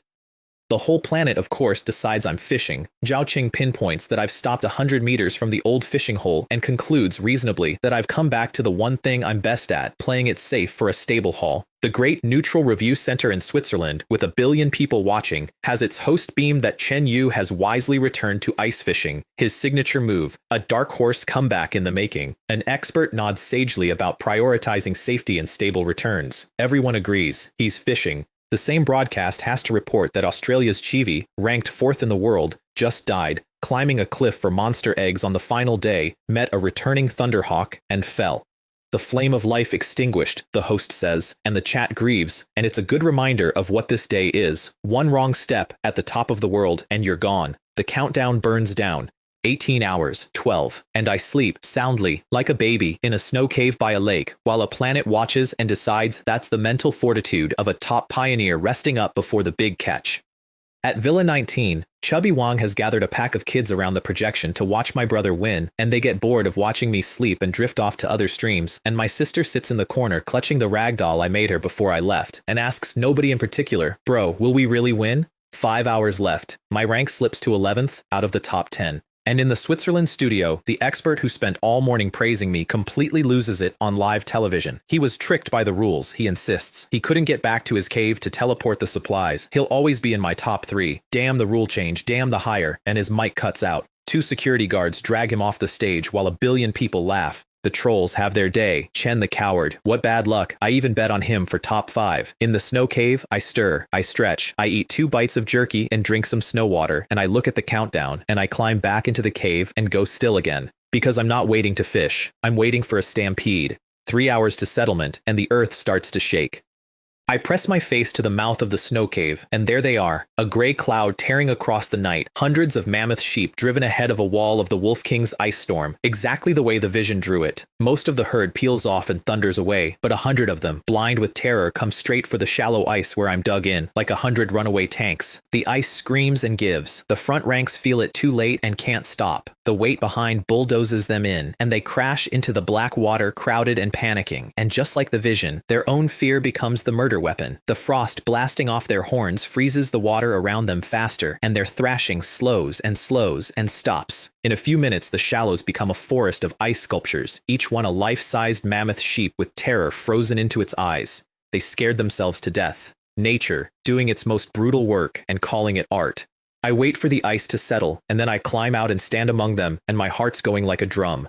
Hundreds of sheep, 1,000 pounds of meat apiece. Enough to feed, and that's when I notice the problem. No system notification, no, obtained, which means they aren't dead yet, or they aren't ownerless. Either way, I'm not alone. I follow a fresh pale green trail with my eyes and find, behind a massive ice sculpture not far off, a pair of poison green eyes staring right back at me, and they already know I've seen them. The snow demon wolf pounces. It's a mountain of muscle, 1.3 meters at the shoulder, 3 meters long, a mouth that could take my skull in one bite, and it comes off the ground like a landing meteor. And it misses. Because under the cloak's refraction, the thing it locked onto is a full half-meter off from where I actually am. Chance. God's gaze. The world drops into syrup, and I plant my feet and wind every ounce of waist and hip into one swing and bring the shovel around into the most nerve-rich spot on its face, the nasal bone. The impact jars my teeth. Blood and snot and tears fountain out of it, and I don't chase. I use the recoil to retreat, which is exactly right, because its tail whips through the space I'd have been standing in. It shakes its huge head, refocuses, and it can't smell me. The cloak's eaten my scent again, so it does the only thing it can. It fixes on the one solid thing it can see standing on the ice, my alloy shovel, jammed upright in the snow, and it lunges and bites down on it hard enough to leave tooth dents in the steel, which is the whole point. The instant its eyes are on the shovel, the air above and to its right ripples like water, and a white bone awl grows out of nothing and plunges into its right eye, and I put my whole chest behind it and drive it up, through the socket, into the brain. It screams one wet ruined note, and its death throw sends me flying into an ice sculpture, and then the 3-meter monster crashes onto its side and stops. Obtained, Tier 1 Snow Demon Wolf. Rare. And then the beeps come like a waterfall, 114 mammoth sheep, 7 lambs, and I lie there on the ice, chest heaving, and let it wash over me. That kill wasn't luck. I'd rehearsed that exact skirmish 1,000 times alone in the cave. The miss, the misdirect, the shovel as bait, the all through the eye. And I still needed the cloak and God's gaze and every point of a body the goddess rebuilt to pull it off. A top-tier first-order predator killed solo by a pioneer with an average stat below 60. In close combat, a human is paper, so I don't fight fair. I never will. What's an upright ape for, if not for being a little despicable? Hundreds of ice sculptures around me, 1 dead wolf at my feet, 1 hour on the clock. Time to go to work. With an hour left, the higher civilization stamps a glowing badge next to the top name in almost every country. Apocalypse Bearer. The ace of aces, the nation's core. And across the wilderness the top players preen, little Mark smug at his, Chloe mourning that Australia's Shivi died and so has no bearer at all, and then 3 of them notice the same anomaly. Great Shia has 3 names circled, and one of them, wearing the Apocalypse badge, is sitting all the way down at 13th. Chen Feng, half dead at the bottom of her scorpion pit, sees it's not her, and lets out a breath she's held for weeks, then finds the badge on the number 13 name and understands. So the country's decided to settle the tundra after all. Good. Before I upload, I find a survivor. 1 lamb, half a person tall, baby fleece still on it, 4 hooves frozen deep into the ice. Its mother must have shielded it with her own body in the last second. It's shaking, frost on its nose, big wet eyes full of the fear of dying. Fine, I mutter. I'll spare you. I chip it out with the shovel, and it doesn't headbutt me. It just staggers over to the giant ice sculpture beside it and bleats at it, because the ice sculpture is its mother. Okay, I tell it. Watch for a couple more minutes. Then I put my hand on the nearest frozen sheep and I say the word. Upload. 24,000 points, and I sail past 3rd and 2nd into the number 2 spot in the world, and the number 1, little Mark, lounging on his corpse hill, glances at the board and freezes. He drags a several hundred-pound flame demon boar off his pile and uploads it, plus $6,000, to remind me of the gap. My count keeps climbing. He stands up, cold sweat on his forehead now, and dumps 2 more medium monsters, plus 12,000. Compare your inventory to mine, he snarls, and dumps everything, all in, plus 83,000, and the board reads 139,594, and he collapses back on his hill, panting, grinning that awful grin. See that? That's true depth. Chen Yu, what do you have that compares to? The system chimes. Number 1, Chen Yu, 144,000, and it does not stop. Because I've got 114 sheep and I'm placing my hand on them one after another, and the count goes up by 10,000 points a second. Mark's grin curdles into surprise, into anger, into fear, into disbelief, into nothing. 200,000, 300,000, 500,000, 800,000. His whole understanding of the wilderness, a man who was ace level before he even landed, who worked a rich plane for a month, collapses in under 2 minutes because his mountain of corpses can't see my taillights. 1 million points, and climbing. Across the wilderness, they're all staring at the same number, and none of them can hold their faces. Dimitri, even a snow demon bear couldn't do that. He hunted an entire flock. Wu Hai, arm black with poison. Brother, are you even human? Kenji, on his beach. The coconut really was poison. I'm hallucinating. And the little rescued lamb tilts its head and watches sheep vanish into light one after another, and I glance at it. Stop looking, I tell it. Your whole family just ascended to heaven. On Earth, Great Xia detonates. The country I dragged to 8th place is number 1 in the world. In the highest strategy room, Yang Hua is standing on a chair screaming with her fists in the air, and the old chief slams the table with red eyes. This is the apocalypse, the rising dragon of Great Xia. And Zhao Qing quietly takes off her glasses and wipes her eyes and says, to no one, this is really, genuinely, inexplicable. At Villa 19, Chubby Wang screams like a kettle and hauls my whole family to the screen, and my parents don't understand the numbers. They just understand that their son is number 1 in the world and alive, and my sister presses her mostly healed eyes to the glass. And in Switzerland, the Western camp does what losing camps do. Just luck, they cope. He got lucky and found a flock that froze itself. My grandmother could have won 1st place. Mark's a soldier. Chen Yu's a lucky cleaner. But the Eastern experts, watching the replay of a man who left his warm cave a full day early and dug in on the exact shore of the exact lake, say the true thing, quietly, into the noise. That wasn't luck. That was premeditated. Every second of it was planned. They're right. And the funny part is, so was the part they'd never believe, that the whole plan started with a voice in my head on the 4th night telling me where a dead man left his coal. Then, because I'm not done, I upload the wolf, and that ends the luck argument for good. Because you can hand-wave a flock of frozen sheep, but nobody kills a full-grown snow demon wolf by accident. In Switzerland, they patch in a forensic analyst, a cold-eyed former special operations man named Blake, who studies the corpse and announces, with total certainty, that the fatal wound is a penetrating strike through the eye socket from a long bone spike, not a ram's horn, a weapon, and that it is 100% Chen Yu's kill. He has, Blake says, shattered the hunting record held by the legendary pioneer Ajax by 1100 days, a new page in human history, and the Western experts who were so smug 10 minutes ago have nothing left to say, and the chat across every border just chants my name. Then the rewards come down, and they're not potions this time, they're the fate of nations. Wuhai, 9th, gets a rare healing draft, and the black necrotic arm that was going to be amputated sheds its dead skin and grows new flesh, and Great Xia's frozen north warms 3 degrees and a whole province stops shivering. Chen Fang, 6th, a legendary heal. Chloe, 3rd, an amphibious vehicle, and the eternal grey rain over England tears open and London gets sunlight. Mark, 2nd, Titan armor, and me. 1st place, Overlord's Bow, legendary, plus a 40% boost to the entire natural environment of Great Xia. A 7-colored beam of light, like a river falling out of the sky, crashes down over my country, and the bitter cold of the north just ends. The ice melts on the Heilongjiang, flowers open, and people who've spent winter buried in down jackets and blacked out apartments walk outside in shirt sleeves and feel sweat on their backs. Old men stop wheezing. The water runs clean, the cleanest on earth.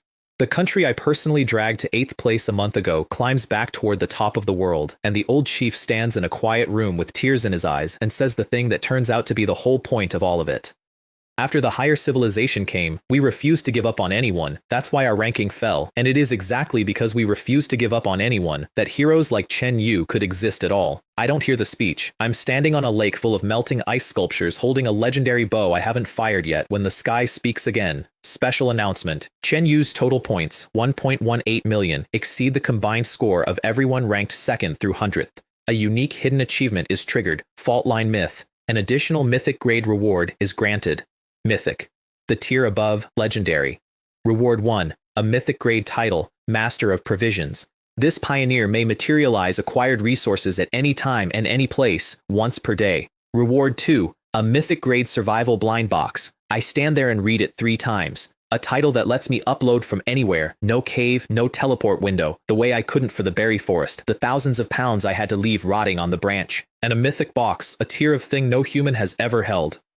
A month ago, I was number 9,981, 3 rocks of frozen moss, the sinner who dragged 1 billion people down. Right now, I'm the reason they're warm. I look up at the gray sky in the general direction of a certain arrogant goddess, and I grin. Not bad, elder sister. Not bad at all. 2 meteors fall out of the sky, 1 gold, 1 rainbow. The rainbow one, the mythic box, veers off south. The gold one comes down like a bomb, punches straight through the ice lake, and sinks. My legendary overlord's bow at the bottom of a freezing lake. Thanks, higher civilization. Very generous. No box, terrible aim. So I ask the system where it landed, and the system gives me the coordinates, 17 meters down, and then, ranked above the bow as today's top priority, something else. The surviving lamb. It can be tamed, the intel says, by feeding it 2 rare plant or fungal resources. I look at the lamb. The lamb looks at me. I look at the 2 golden ice fruit in my pocket, each one worth more than most pioneers see in a lifetime, and I feel a physical pain in my chest, and I feed them to it anyway. It shudders. Its dirty gray fleece falls out and grows back as thick down. It doubles in size from knee-high to about the size of a small donkey, and a complex golden pattern crawls up its baby horns. Taming successful. Giant horned mammoth sheep. Juvenile golden mark. I decide, right there, that its job is to pull the sled, and I name it Lanlin, and Lanlin immediately reveals its personality by snorting at me and headbutting me in the thigh. Then, I go get my bow. With advanced cold resistance, the near-freezing lake water feels like a hot spring in winter, and when I flip on Crisis Vision underwater, it becomes a blue sonar map, and it shows me schools of golden ice-silver pillarfish gliding through the dark, a whole rare resource I couldn't see with my eyes. Later, I grab the box, and inside is the Overlord's bow, matte black alloy, same industrial style as the sled, and when I hit the lock at the grip, it snaps shut and reverses into a 1.8 double-edged spear. A bow for range. A spear for when they get close. 2 weapons in one, and I want to marry it. I climb out, and Lanlin has decided it's a retriever now. It splashes in and out of the ice hole, dragging up fish and dropping them at my feet with a praise me expression, and I have to explain to it, patiently, that it is a sheep, not a dog. It does not care. It's a white-eyed little menace, and I already can't imagine the sled without it. By the time I'm back on land, the world's changed shape under me. My panels got new fields, actual physical stats now. Strength 38, Constitution 42, Spirit 59, all that spirit a gift from Elder Sister Gale, which adds up, they tell me back on Earth, to roughly ace level, in 1 month. There's a new line, Apocalypse Communication, marked Not Bound, waiting for whoever the country assigns to whisper in my ear. And a new mission, the Apostle of God. Find the God relics scattered across the wilderness, learn how to worship them, and you might become a divine messenger. First pioneer to complete the class change gets a mythic reward, which for every other pioneer on Earth means years of blood and guesswork deciphering barbaric murals. For me, it means the intel system already has the answer key. I'm not going to say that out loud. But I know exactly what Elder Sister wants, a fish, a lotus, and a bear's liver, and I know where 2 of the 3 live. Back home, the old chief is deciding what to do with the nearly 1 million mammoth sheep I just dumped into the reserve, and his answer is 3 sentences long. Feed the children first. Strong youth, strong nation. Feed the 9th batch of pioneers and the special forces on the best meat and send them to the wilderness as my apocalypse bearers spearhead and sell the rest to the world at a brutal price in exchange for the technology we don't have. The 9th batch deploys in 2 months, the higher civilizations speeding up the clock, and every apocalypse bearer is getting an observer, a voice from home. Mine, it turns out, is going to be somebody I've admired my whole life, but I don't know that yet. Right now, I've just got a bow, a spear, a mythic title, a cheeky sheep, and a job that ends with me becoming something the wilderness has a word for and Earth doesn't. Time to earn it. On the way home, the wolves come to collect a debt. Snow demon wolves hold grudges, and they're wired to smell the blood of their own kind, and I killed one of theirs. So even with the cloak, they're on me, 3 of them at first, then more, green eyes rising out of the dark behind the sled. This isn't a hunting party, it's a vendetta. I do the cold math. Lanlin's young, and they'll go for the young one, so I feed it my last golden fruit and slap its flank. Run. It bolts into the storm, energy blazing, and the one-eyed alpha peels off to chase the delicious evolving lamb, which is exactly what I wanted. It splits the pack. That leaves 2 adults on me, and I turn to face them with the Overlord's spear, because there's no outrunning this now. They don't rush. They flank 10 meters apart, patient, and the right one commits first, comes off the ground like a truck, and God's gaze drops the world into slow motion, and I slip left, boneless, and instead of a clean dodge, I drag the spear blade across its ribs on the way past. Blood. It screams and slides, and that's when I learn the hard limit of my new toys. I can see the second wolf's attack coming with perfect clarity, the left one that fed me the opening, and my body simply cannot move as fast as my eyes can see. The claws are already there, so I stop trying to dodge clean. I twist, throw my left arm up to block, and drive the spear into the pouncing wolf's chest with my right. 2 wet impacts at once. I go flying, hit the snow beside the sled, and my left arm is open to the bone. 3 deep gouges, cloak and jacket shredded, and I can feel the bones in it cracking. The worst wound I've taken since I landed. But the wolf that hit me staggers off with a hole in its chest, and it isn't dead, and neither am I. Then something unexpected saves my life. The golden fruit I ate earlier hasn't finished digesting, and it senses the crisis and dumps its power all at once. White steam boils off my torn arm, the bleeding stops, the flesh scabs and knits while the 2 wolves watch. And in the law of the wilderness, injury means weakness, and weakness means death. So when they see my wound close itself in seconds, they read it as strength, and they exchange a look, and they back away, slow, facing me the whole time until the storm swallows them. I sit down hard in the snow, soaked in cold sweat. Too cunning to finish it, too smart to die. I grab the legendary blind box that dropped along the way, bank it, and limp home, and the pack follows at a distance the whole way, and when I seal the frozen door behind me, they lay siege outside, held back only by whatever it is about this shelter that monsters won't cross. I've made an enemy that doesn't forget. That's a problem for a stronger me. Out in the wider world, the strong are circling too. 5 nations, Lighthouse, England, Sakura, and 2 more, announce an alliance of gods, a joint center to crack the ruins, data shared only among members. They've locked Great Sia out of the answer key. And the funny thing is, the one Westerner who explodes over it is a Spanish expert named Rudolph, who spent all week doubting me. He slams the table on live TV, calls the monopoly a desecration of the pioneer spirit, accuses them all of being prejudiced against Chen Yu, against Great Sia. First man across the aisle to stand up for me, and he did it while being annoyed at me. I'll take it. And in the intelligence center, a researcher with gold-rimmed glasses watches me limp into my cave, torn open, and makes a quiet decision about her own future. I need to be the one talking in his ear, Zhao Qing thinks. I'm going to earn it. The banked legendary box turns out to be a diving suit. Deep Tide, it's called. Liquid mercury that pours over me and becomes a second skin, lets me breathe underwater and move 3 times faster in it. On land, the chat groans that it's the worst legendary in the game. They haven't seen the golden fish at the bottom of the ice lake. I have. Later, First I heal with a silver star soup that closes the arm like a rare potion, and then I do something the audience finds deeply concerning. I grind. God's gaze costs 100 satiety and lasts 2 seconds, and I've been too scared of starving to really use it, but I've got 200 pounds of berries, so I sit down and burn through all of it. Activate, eat, for 2 days until the world stops mocking me and the skill maxes out and evolves into something new. God's foresight, legendary. Now when I focus, a golden phantom of my own next 5 seconds peels off my body a beat before I move. I watch the future do a thing, and then I do it. Aim a bow with it, and it draws a lock-on line straight to the target. It nearly makes me pass out the first time I use the new tier. Worth it. Out of coal and nearly out of food, I ask the system to scan for anything that'll burn, and it finds, deep in my own cave, past the sleeping bats, a rich vein of high-grade coal. A furnace under my house.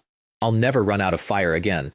And when I pass the goddess mural, the stone bowl under her silver palm has refilled with a little more extreme cold divine brew, so I drink it, and my stats jump again. Strength and constitution and spirit all up 8, cold resistance up 20%. That night she comes to me in a dream. The blizzard god silhouette, the cold that reaches past skin, and this time the ancient voice has something in it I've never heard from her, something almost like worry. Chen Yu, she says, hurry, it's too late. Too late for what? She doesn't answer. She never answers when it matters. But I wake to a notification. Congratulations, you've received the blessing of the goddess of wind and frost. The snow demon wolf pack's hostility has dissipated. And when I check the trails outside, the wolves that laid siege to my door have gone from vengeful green to neutral yellow on the map. Elder sister just called off my blood feud in her sleep like a favor and left me a warning I can't decode. That's her whole personality in one night. Generous, terrifying, and never once willing to explain herself. I make bone arrows out of dense leg bones and thunder chicken fletching. I weave Lanlin a harness. And then, because the panel says I'm out of food and a cheat runs on calories, I strap on the wolf skin, sling the overlord's bow, and head out to hunt. And this time, 300 million people flood the stream, because the #1 pioneer in the world going hunting is not a thing anyone's going to miss. Half of them are foreign researchers here to study me. Somewhere in the last month, I stopped being a joke and became a textbook. I ride out into the storm to prove the textbook right. The first thing I hunt with the new bow is a windscale terror beast. Picture an ostrich crossed with a landmine, 2 meters of gray scales and a temper that runs on one setting, attack until dead. Its meat is sour and toxic and famously inedible, which is why I want it. Its shin bones are dense as alloy, the best heavy arrow stock in the wilderness. I stop the sled 200 meters out in a whiteout where you can't see 50, and I knock a bone arrow, and I open God's foresight. The chaotic wind freezes into clear channels of moving air. 210 meters away, the beast lifts its head, and a golden phantom of it turns toward me a half second before it does. I lay the arrow's line into the wind channel, wait for the future to line up with the present, and let go. The bowstring's hum vanishes into the storm. 210 meters, 1 bone arrow, straight through the left eye socket. The intelligence halls of a dozen countries go silent, then loud. It violates aerodynamics. A military analyst insists. An arrow deviates 3 meters over 100 in this wind, unless... And he can't finish it, because there's no, unless a materialist wants to say out loud. So they say the other thing, divine power. And the West quietly bumps apostles of God to the top of every national priority list, because if that's what a God's blessing does, everyone needs one. And that's when I get the request I've been half waiting for. Observer Feng Ming wants to bind. Feng Ming, the retired king of pioneers. Third batch, 3 months at the top of the leaderboard in the darkest hour Great Shia ever had. Principal of the Pioneer Academy, the man whose poster was on my wall. My idol is asking to be my wingman. Bind, I say, before he can change his mind. Bind now. A deep, smoke-rough voice lands in my head, encrypted. Ours alone. Comrade Chen Yu, respond upon receipt. And when I stammer out that I'm his student, he laughs, and the laugh softens the whole thing. Don't be nervous, he says. I'm not the principal now. I'm your wingman. That arrow was beautiful. Even in my prime, I couldn't have promised it. Then he gets to work, and it's like someone handed me a country. The strategy, in 3 parts. 1. Develop your own resource points before you feed the nation. You first. 2. And here his voice can't hide its excitement. The Academy of Sciences is close to a process that turns your bat guano into heat fertilizer, so you can farm moss in that warm cave at scale and never worry about food again. 3. An apology. The West's data blockade means Great Shia has to crack an easier god first, so another pioneer changes class before you do. It's unfair. Stay calm. I barely hear part 3 because I already know the answers elder sister wants. What I'm listening for is the last thing. And your sister, Feng Ming says, and his voice changes. Chen Lingling's eye surgery was a success. She can see. Your parents are safe in Beijing. they say, come back alive and eat dumplings with them. I'm standing over a dead monster in a whiteout at the end of the world, and my eyes go hot, and my grip on the spear goes white-knuckled. She can see, the whole reason, the entire engine, a blind girl counting the days on a rag doll, and now she can see the sky, and she's blue, and my dad's put on weight, and there are dumplings waiting. That's good, I manage. Thank you, Principal Feng. Thank you to the country. Don't thank me, he laughs. You did the country proud, the country should thank you. Then, professional again, that arrow of yours was so fast it severed the beast's nerves before its toxin glands could fire. You can eat this one raw. Rare monster meat loses its energy rhyme when you cook it. Listen to the experts. I cut a slice of the inedible leg meat and eat it, and it's cold, and then sweet, and then warm all the way down, better than anything I've grilled, and I laugh because I've been sitting on a mountain of treasure calling it garbage. One more thing, Feng Ming says as the channel starts to close. A second observer will contact you tonight. It's a privilege of the mythic title. You get two. She's an excellent researcher. She's the one who designed the farming plan. I file that away, and I get back on the sled, and for the first time since I landed, I'm not alone in my own head. The whole planet's been talking to me for a month. Tonight, for the first time, somebody talked back. The second observer binds that night, and her voice is cool and precise and a little dry. Zhao Qing. She looks at the fire I've just built and, without a hello, suggests I move it 30 centimeters left to catch a chimney draft in the rock and gain 20% efficiency, and I do it immediately because she's obviously right. Then she says, would you like to hear a letter from your sister? Yes, I say. Listen. And she slows her voice down, not like a broadcaster, like she's lending Ling Ling her mouth. Brother, everything's fine at home. I can see now. The sky is so blue. Dad's gained weight. I made a friend, and he's your biggest fan. Be careful. We're waiting for you to come home for dinner. The only sound in the cave is the coal popping, and I sit there with my chest full of something that won't fit, and I don't say anything for a while, and Zhao Qing doesn't rush me. Survival's not easy, she says finally. May you come home still young. Good night. Later, I'll learn her own parents died in this wilderness 7 years ago, which is why, of all the researchers in Great Sia, she's the one who watches the tundra like it owes her something. I build a backup shelter near the ice lake, an abandoned bear cave, high ground, good sightlines, because Feng Ming tells me to always have a fallback, and then I go get the fish I've been thinking about for a week. I zip the deep-tide suit up over my face and drop into the black water, and it's a hot spring to me now, and I breathe like I'm on land while Crisis Vision paints the dark into blue sonar. I spear a carp in 2 minutes flat and haul it out, and on Earth the physicists lose it. His drag coefficient is near 0. He's breathing without a tank, faster than a sailfish. Feng Ming just sips his tea and says if a legendary artifact couldn't do that, it wouldn't be legendary. The lake's too deep and too dark past 15 meters though. I can't see the rare silver fish, only outline them, so I file that and turn to a more pressing problem, which is that my mount has opinions. Lanlin has grown to the size of a calf and decided it's a sports car. I harness it to the sled, and it takes off at a speed that folds my face back, its golden horn spinning up into a drill that carves a visible wind tunnel through the blizzard. It does not stop when I ask, so I bail off the moving sled and roll to a stop in the snow, and it trots back, tilts its head, and gives me a look that says, "That's it? That's all you had?" I've been out-attituded by livestock. It's a white-eyed little menace, and I love it, and I am going to eat it if it keeps this up. Zhao Qing, mercifully, cracks the control scheme for me. Tap the left flank to steer left, the right to go right, tap the base of the horn to stop, and once I've got a steering wheel on the sheep, we hit 120 kilometers an hour through a force 12 headwind, and the deadliest terrain on the planet becomes a commute. Which matters, because the think tank back home has done something quietly incredible. From one fish carcass and a blurry map, they've reverse-engineered the whole ecosystem of the ice lake and concluded that the rare silver fish, the one's elder sister needs for the sacrifice, mass in a geothermal fault line at the bottom, a warm golden corridor of food. Environment intel confirms it. A bottomless fault a kilometer out, glowing orange with buried heat, a river of sleeping fish. And, at the edge of the scan, one more thing. A cavity in the fault wall, marked in a purple-black I've never seen the system use. Extremely dangerous. I look at it for a second, and I file it, and I do not think about it in the specific way you don't think about a thing you know you'll be back for. Then I point the sheep at the corridor. Full speed, Lanlin. Show the country your limits. It bleats like it's been waiting its whole short life for someone to ask. 50 meters down, the fault opens up, and it's a vault. Thousands of ice-silver pillarfish, sleeping, packed shoulder to shoulder in a glowing golden river that runs off into the dark past the edge of my vision. I'm not here to strip it. This lake is my strategic reserve. I keep the goose alive, so I hunt the small stuff, and then, Deep in a rock crevice, Crisis Vision lights up something enormous. Purple gold palm-sized scales, 2.5 meters long. An ice silver pillarfish rated legendary. A fish king, bigger than I am. I open God's foresight and thrust the spear at the gap in its back, and the point skates off its scales and leaves a white scratch, and the recoil throws me back through the water. My strength and the drag can't punch through legendary armor. Great, now it's awake. And it doesn't flee like a normal fish. It whips around and comes at me with a mouth full of serrated teeth wide enough to take me whole. Too close. God's foresight again. The world thickens. And in the golden preview I see it, where the upper jaw meets the gills, a soft red point, the death line. I twist in the water, correct the spear's line until it overlaps the red dot, and drive it home, straight into the brain. The fish king stiffens, twitches, and sinks. Even greedy things die, especially greedy things.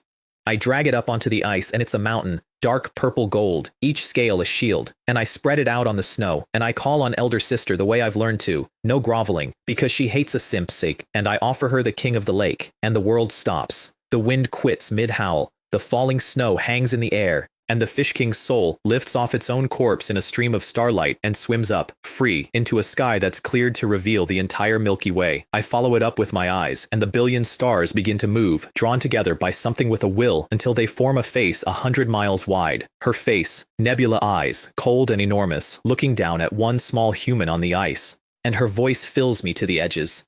"The perfect sacrifice," she says. "I am satisfied." Then softer, with that thread of worry again. "Hurry. First sacrifice, perfect. Divine intervention, strength up 10%, constitution up 10%, spirit up 10%, advanced cold resistance up 25%. And then the price arrives. My whole body starts tearing itself apart and rebuilding stronger, muscle fiber by muscle fiber, bone by bone, and the hunger that comes with it is a black hole. I eat everything I have, raw, jamming rare fish down my throat without chewing, and it's still not enough until the very last of it. And then I collapse on the ice, panting, wearing a leaner, harder body I'll have to get used to on the move. And here's where I get petty with a higher civilization. Because I've been sitting on the Fish King's corpse this whole time, and I've noticed the national system never registered that Elder Sister drained its essence. Its energy rhyme is gone. The goddess took her cut, my body took the rest, but as far as the leaderboard knows, it's still a pristine legendary fish. So I use my mythic title and I upload a corpse that's already been eaten twice. Rating, legendary, 10,000 times, 6 million caddies of meat into Great Shia, off a fish with nothing left in it. I have found a bug in a god's accounting, and I intend to abuse it forever. Praise Elder Sister Gale, I tell the empty sky, and I mean it more every time. Uploading a legendary earns me a strange reward, the coordinates of an unknown resource point, with 3 re-rolls, and the wilderness gods must think I'm a gambler because they let me spin. D-grade, may, re-roll, B-grade, now we're talking. 1 spin left, and every sane pioneer stops here, because you can only lose. I spin. It comes up gold. S rank, very close. Ingredients I recognize. The Ice Heart Lotus. And when I check it against the map, the arrow points straight at that purple-black cavity at the bottom of the fault, the one marked extremely dangerous. Higher civilization noticed my bug, and this is its idea of a polite invitation to somewhere it'd like me to die. Cute. I'm going anyway. Just not today. Today I go collect the mythic box 20 kilometers out, which, on 120 an hour sheep, is an hour, not the 4 days it'd cost a normal man. And the box is a joke. It's a crate the size of a fridge, and inside, alone in all that space, is a palm-sized backpack. Over packaging, I complain, and then I put a rock in it, and the rock vanishes into folded space, and the pack weighs exactly nothing. Singularity backpack, mythic, 5 cubic meters of storage, weightless, and the part that makes Earth lose its collective mind. Whatever goes in stops changing. Hot soup and ice, side by side, forever, neither one touching the other. Back home, the physicists actually fall out of their chairs. The rate of microstate change is 0, one of them whispers. Absolute entropy increase has stopped. In Switzerland, the host announces, voice shaking, that MIT and CERN have cross-verified it. The first mythic-grade item humanity has ever held. A miracle of entropy reduction, a new milestone for the species. The whole planet toasts a backpack, and for one night there are no borders, just the worship of a thing nobody can explain. And I use my miracle of thermodynamics to vacuum silver fish off the bottom of a lake 10 at a time without surfacing, because I am, at heart, a very practical man. Out in the wider wilderness, my future is being introduced to me one class change at a time. Lighthouse Country's Arthur, codename Captain, kneels at a bone altar serving the god of warfire. Sakura's Kamishiro, the child of water, hunts an ocean god in a black trench. And Great Shia's own legend, codename Phantom, who I'll later learn is Chen Fang's older sister, and who the king of pioneers himself passed over to observe me instead because I'm the rougher stone with the deeper vein, is in a poison swamp, choosing her offering. They're all racing for the same mythic prize I'm eligible for. The difference is they're deciphering a language written in blood and guesswork. I've got the answer key in my head, a bag that breaks physics, a bow that's also a spear, a sheep that breaks the sound barrier, and a big sister who runs the weather. I like my odds. I just need a bear's liver. A snow demon bear liver. That's the third thing on Elder Sister's shopping list. And hunting a snow demon bear is complicated by the fact that snow demon bears can fly. A wind glide membrane, a tier 2 beast that comes down out of the sky like weather. So when Crisis Vision finds me one, I take the shot the wilderness gives me, a gaunt mother bear, ribs showing, too spent to fly because she just gave birth, digging up buzzing wiregrass tubers with 2 husky-sized cubs clinging to her fur. I lie prone on a ridge hundreds of meters off and wait because my arrows fall short into this headwind, and Feng Ming's voice comes low in my ear. Chen Yu, the wind reverses in 3 minutes. You'll go from downwind to upwind. Your scent's about to cross the canyon. I nock an arrow, and then the wind doesn't reverse. It stops. Dead. And out of the silence, from every direction, wolves start to howl. They come out of the snow like they were poured there. A whole snow demon wolf pack, dozens of them, tightening a noose around the mother and her cubs. She rears up, shields the little ones, and swings. And the wolves that bite her don't draw blood. They scream because she's heated her own blood to boiling, and her claws have gone lava red. 5 branding irons that warp the air. Second-tier monster, wielding fire. But the wolves don't press. They lure her hot, drain her, and retreat, patient, and I realize with a chill that this whole ambush was just the bait, because that's when the sky falls on us. A white meteor comes down out of the storm and hits the ice 10 meters from the mother bear, hard enough to raise a 3-meter ring of snow like a mushroom cloud, and out of the smoke rises the thing the wolves were setting the table for. A mutated snow demon bear, 2 meters at the shoulder, 5 long fur-like diamond armor, at the absolute peak of its power. On Earth, they read its stats and go pale. 180, 3 times mine. Defense boosted another 30% by the storm. The white tyrant. And it hasn't come for the mother, it's come for the cubs. Because a nursing mother won't breed, and the fastest way to make her available again is to take the reason she's nursing. The wilderness has a cold logic, and this is the coldest edge of it. The tyrant swats the cubs aside like an afterthought, and the mother takes the blow across her own back to shield them, and it knocks her down, and it knocks her down again, and even from hundreds of meters off I can feel that it's enjoying this.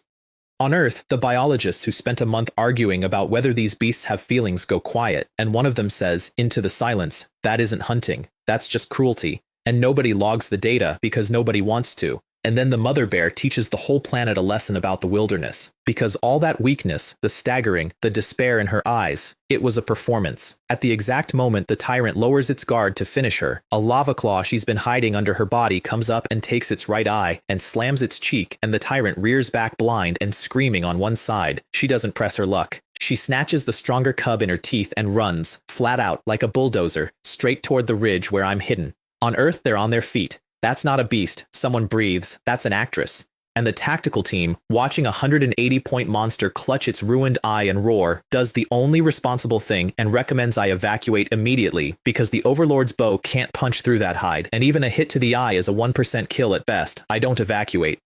I've been waiting for exactly this. The tyrant is half blind now, which means it's lost the thing that keeps a top predator alive, its sense of what's coming. And I am very, very good at being what's coming. I draw the bow, God's gaze, the storm freezes, and in the golden slow motion I can see everything. The tyrant turning to finish the mother, its half-blind good eye, the tough hide over its flank that no arrow of mine can pierce. No weak point? Then I'll make one. The first arrow leaves the bow with 6 times an ordinary man's arm behind it, crosses 300 meters in a blink, and slams into the tyrant's flank. It doesn't punch through. It doesn't have to. The kinetic energy shoves a 2-ton monster half a meter sideways, and its killing bite closes on empty air, and the mother lives. It staggers, confused, and looks toward where the wolves ran, because nothing came from behind it, nothing ever comes from 300 meters behind it, and the second arrow drives straight into the dent the first one made. The wind-scale bone spur crushes through the softened hide, tears into the abdomen, and finds a kidney.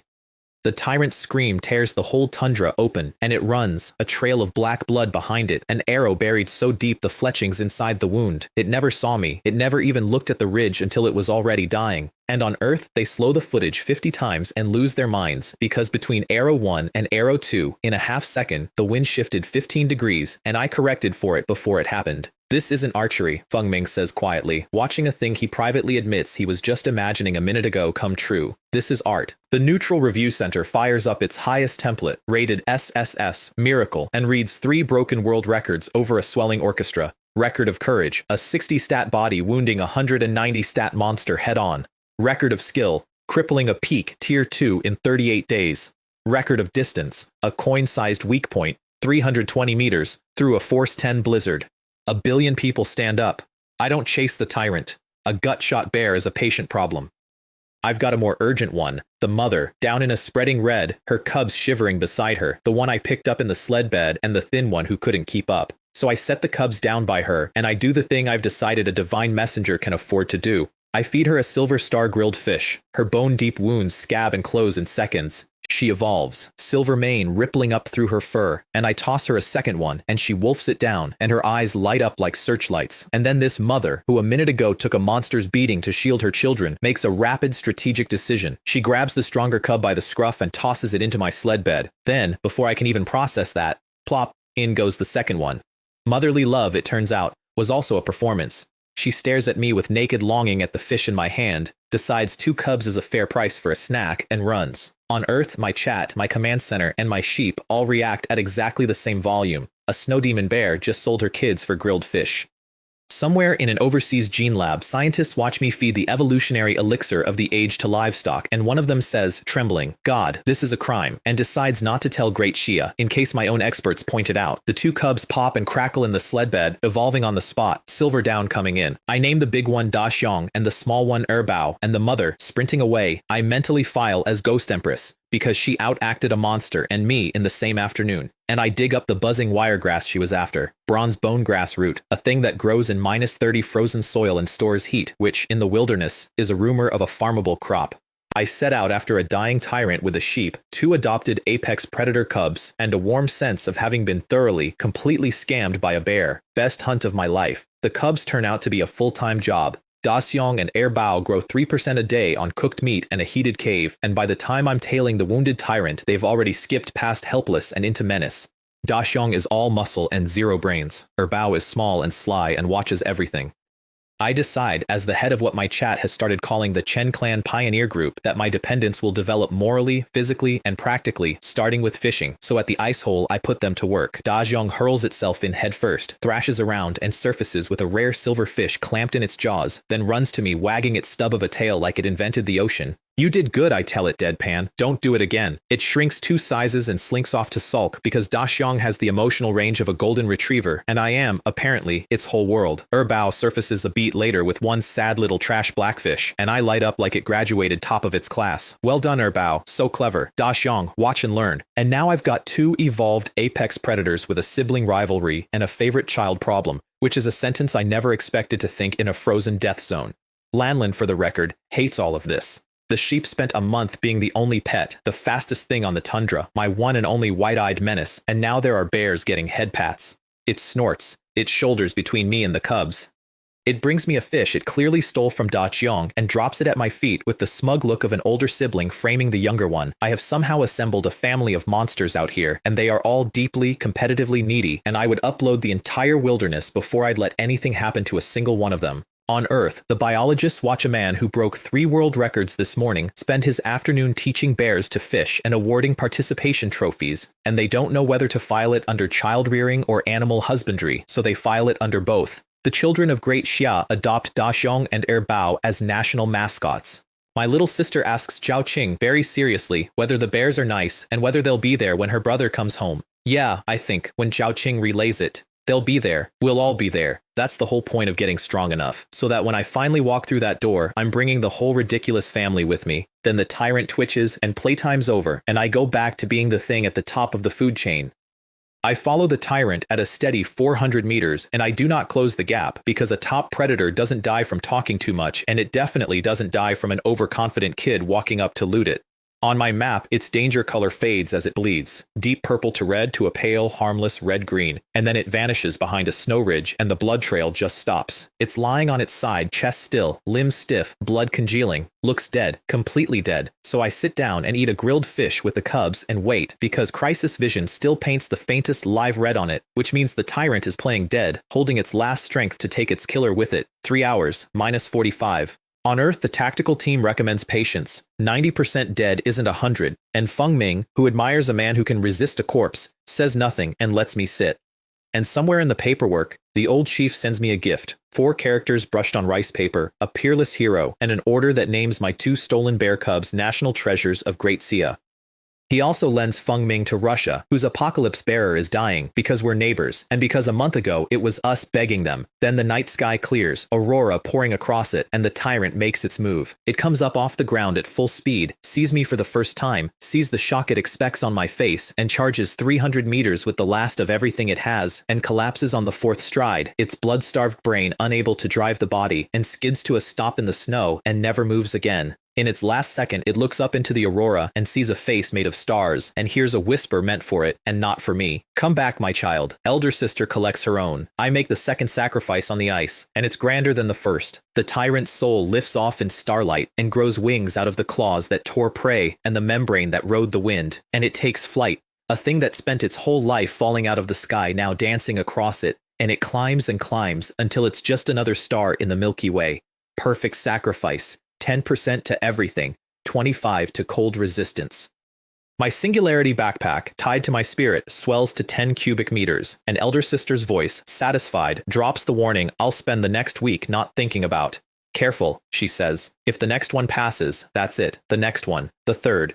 The one where the shopping list turns from fish and bears to something at the bottom of a place the system paints in a purple-black I've only seen once. I don't know what "that's it" means. I don't like the way she said it. But I've got a tyrant corpse to upload. The bug still works, 10,000 times, 6 million more caddies into the reserve, and 2 evolving cubs asleep in my sled, and a sheep judging me, and a body that's crossed the line into the range the world calls legendary in 1 month flat.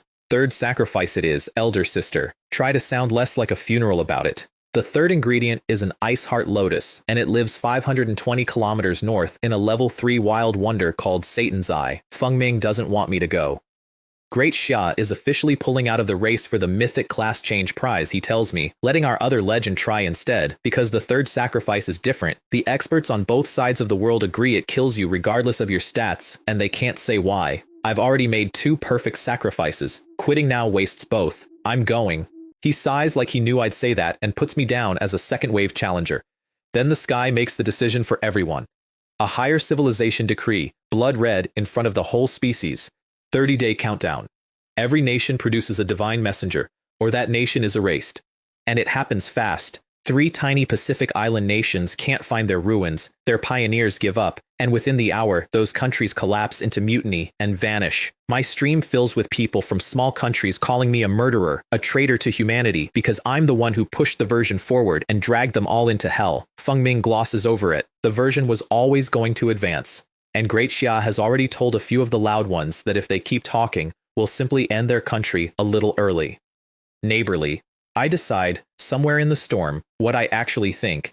I don't want to be a piece on a board audience keeps speeding up for fun. There's only one way off a board like that. Get strong enough to jump off it and kick it over on your way. So I gear up like I'm going to war, because I am. I turn bat guano into saltpeter and tan 3 wolf hides into a wolfskin coat and sleeping bag, and when I pull the wolf king coat over my head, hood up, Lan flinches back from me on pure instinct because I look like the thing at the top of its nightmares. I drink the last dregs from Elder Sister's stone bowl, and it drains the mural itself, the ancient moss crumbling to gray dust, her silhouette dissolving off the rock. Even the goddess burns out. I smear the ash on my forehead, and I take top-tier cold resistance with me, a temperature-control skin that locks my heat exactly where I want it. I feed Lan 10 kilos of coal. Its stomach runs on the stuff, an actual biological engine, and the more it eats, the faster it goes. And we do 300 kilometers in a single night through -60 and a polar dark, wolves lining the route now, not hunting, watching, a little in awe. Along the way, I find a whole new resource point, an endless bronze sea of that heat-storing grass, and a tier 2 saber-toothed tiger sizes me up, weighs the bow and the wolf king coat and the sheep that broke the sound barrier, and backs down, from me. A month ago, I was the bottom of this food chain. Now the monsters are reading the room.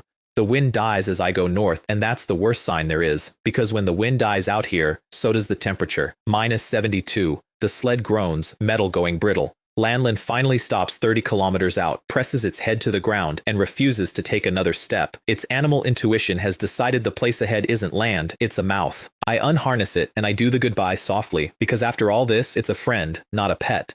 If you're in danger, I tell it. Run, find your own kind. It nuzzles my shoulder and backs away and doesn't leave. I walk the last 30 kilometers alone, into a place so clean it's obscene. No monsters, no moss, crisis vision blank for the first time ever, just white. And then I crest the last ridge, and I see it, and my breath stops. Satan's eye, a crimson pillar of ice flames stabbing out of the earth like a god's vertical pupil, 10 kilometers wide, ringed by a labyrinth of ice pillars, and at its heart, a black unfrozen lake.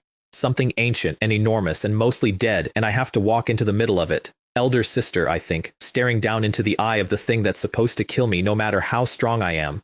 You could have mentioned it was this big. Here's what a wild wonder is, and why it kills legends who could bench press a truck. It's not just the cold. It reads your mind. It reaches into you, finds the thing you want most in the world, builds it around you out of light, and then lets you walk happily into your own grave. Lighthouse's Arthur, in a thunderstorm jungle, hallucinates that he's a savior and runs laughing into the lightning. Sakura's Kamishiro nearly strips off his diving suit 1,000 meters down because a voice told him he'd grown gills. And Great Xia's Phantom, in a sighing poison fog, sees her dead parents and kneels in the muck and weeps and says she wants to go home. 3 of the strongest human beings alive, unmade by a wish. I get a preview of the difficulty just reaching the door. A glacier canyon I have to cross is carved deep in the ice with what look like words. Man-made. In ice tens of thousands of years old, which should not be possible, and which I file under later. And in the dark of it, a ring of palm-sized ice beetles closes on me and Lanlin, eyeless, ring mouths grinding, scavengers that swarm a body down to bone. I don't have time for fire, so I hurl expensive smoked jerky to either side. The swarm breaks formation to feed, and we run the gap they leave, paying for our lives in meat, until a fresh blizzard drives the beetles back underground and I'm out, shaking, alive, and colder than I've ever been. The temperature at the heart of Satan's Eye is -95, a dead zone, enough to freeze 99% of everything that lives on Earth.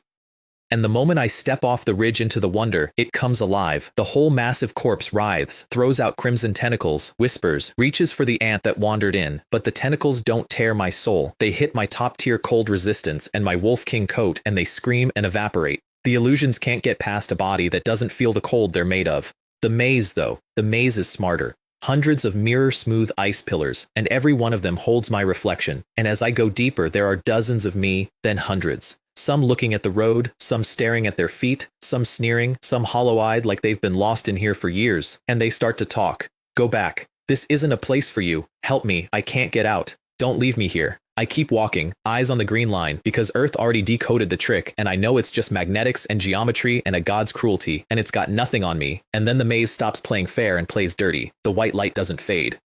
It brightens into camera flashes, and I'm standing on a stage in the Great Hall of Great Xia, and a host is calling me the savior, and in the front row are legends applauding, and there's Feng Ming, standing, on 2 legs, no wheelchair, healed by the ice heart lotus I brought back, waving at me, beaming. It's over, the illusion tells me. You made it. You won. Everything's fine. And I breathe in, and there's no ice crystals, just flowers and perfume, and the tension of a whole month starts to leak out of me, and I think, it's over. It's really over.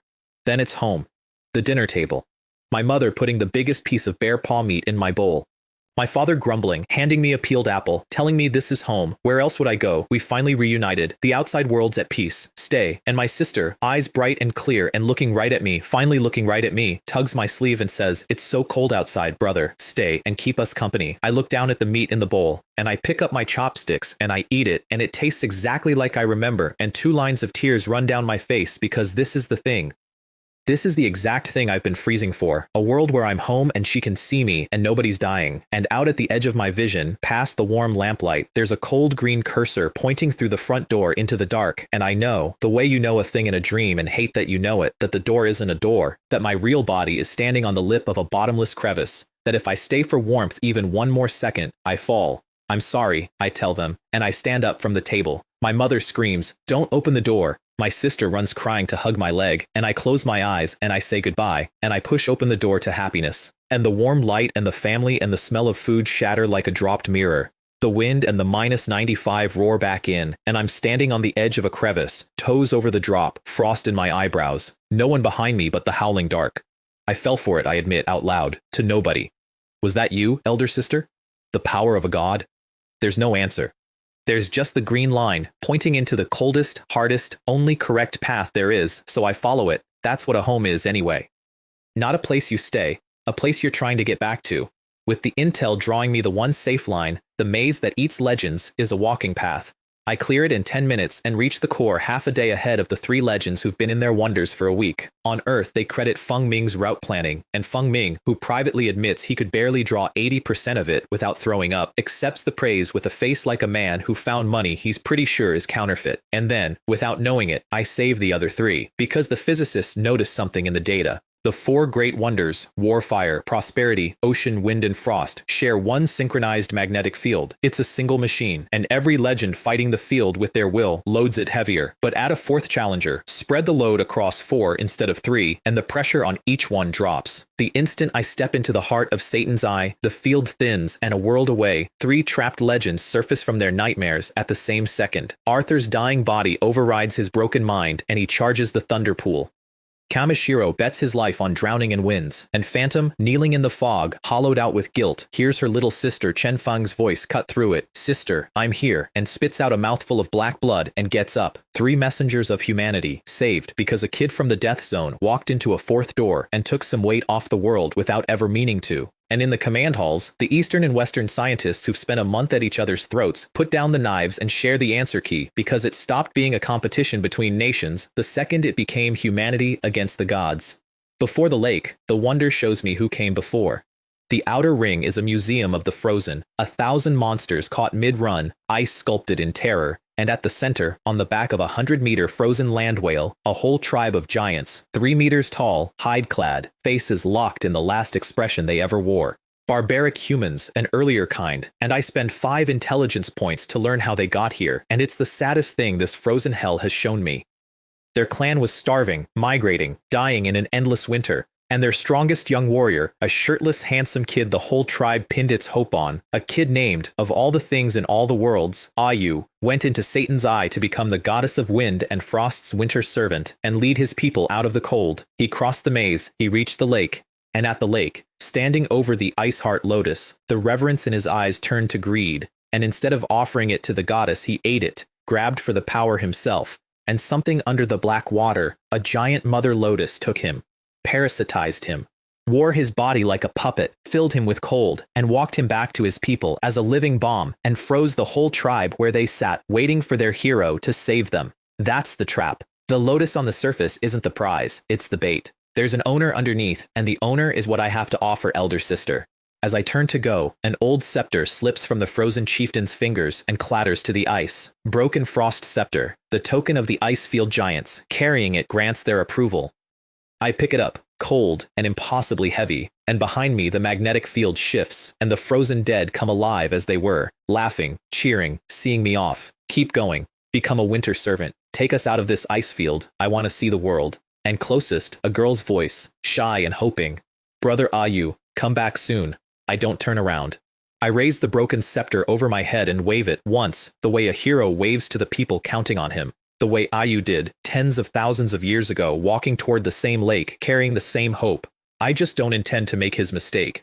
At the Black Lake, the welcome is 9 flowers. 9 ice heart lotuses the size of wash basins turn their dark stamens toward me, and before I can blink they spit. 9 jet black seeds, 9 lines of death, and I roll behind an ice pillar as they burst into 9 plumes of frost that turn hard ice to dust. Force my way in and I'm shredded, and I can hear them in my head, mocking, arguing, bickering like a family of murderers. "How much ammo do you have left?" one of them sneers. Turns out, I've got a lot of decoys.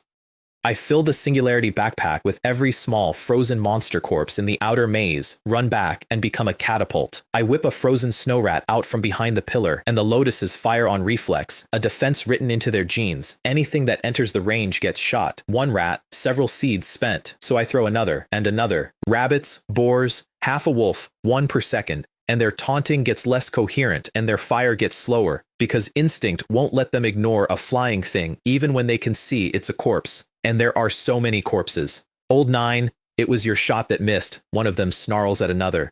It was your blade in my line, 5th brother. It's over, we're going to die.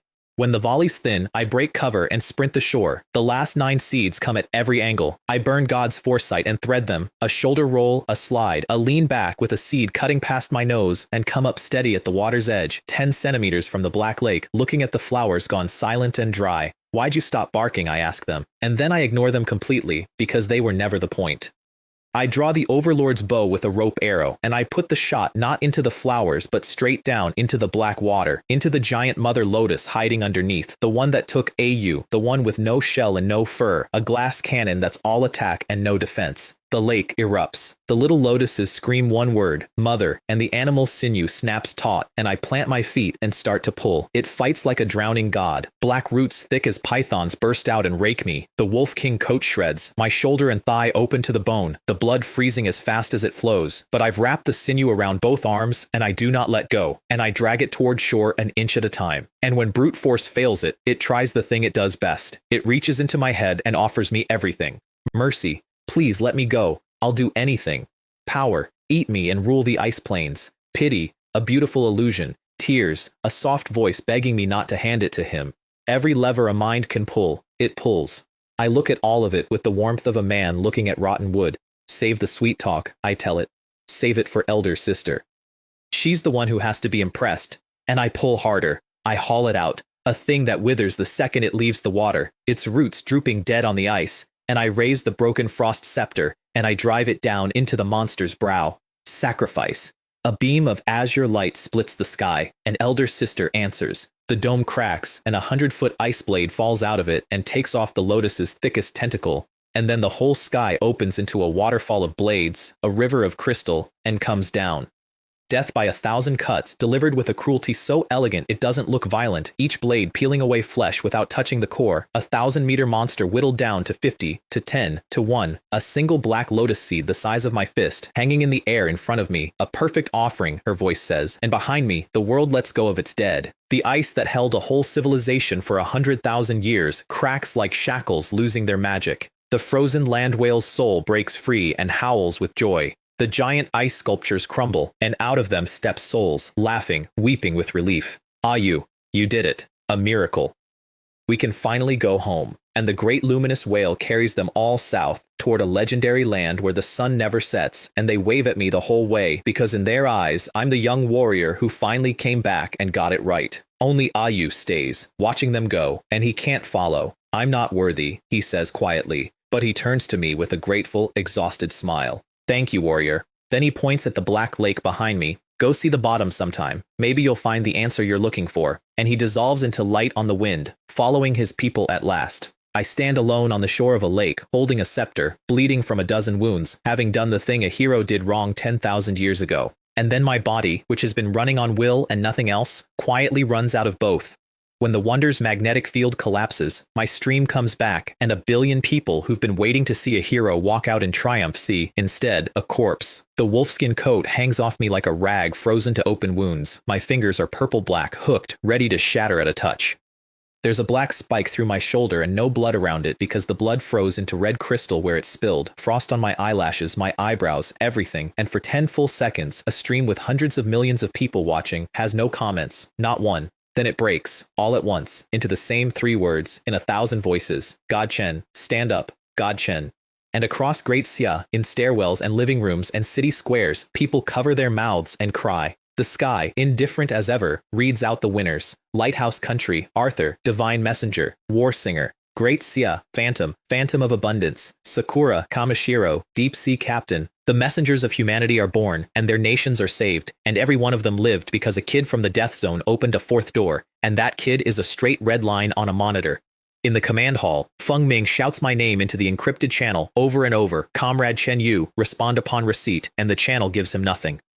Zhao Qing's voice cracks as she reads out the names of my family like an incantation. Chen Lingling, Chen Jian, Mei Ling, and none of them are magic words. The vital signs curve, that jagged living line, shudders and goes flat, and the long dead tone fills the room. Heartbeat, none. Brainwave, gone. Body temperature, -90. Survival probability, 0. Around the hall, scientists from countries that were enemies a month ago lower their heads. Some cross themselves, some pray, some just cover their eyes, because none of them want to keep looking at the boy whose fish they ate at lunch. He came from Earth, and he died in a foreign land, and half a day ago, he fed them. At Villa 19, my family sits on the sofa like 3 pieces of dead wood, my sister's newly healed eyes gone empty and dull as the day I left, and Chubby Wang wipes his own snot and tears and tries, in a small broken voice, to do the impossible thing.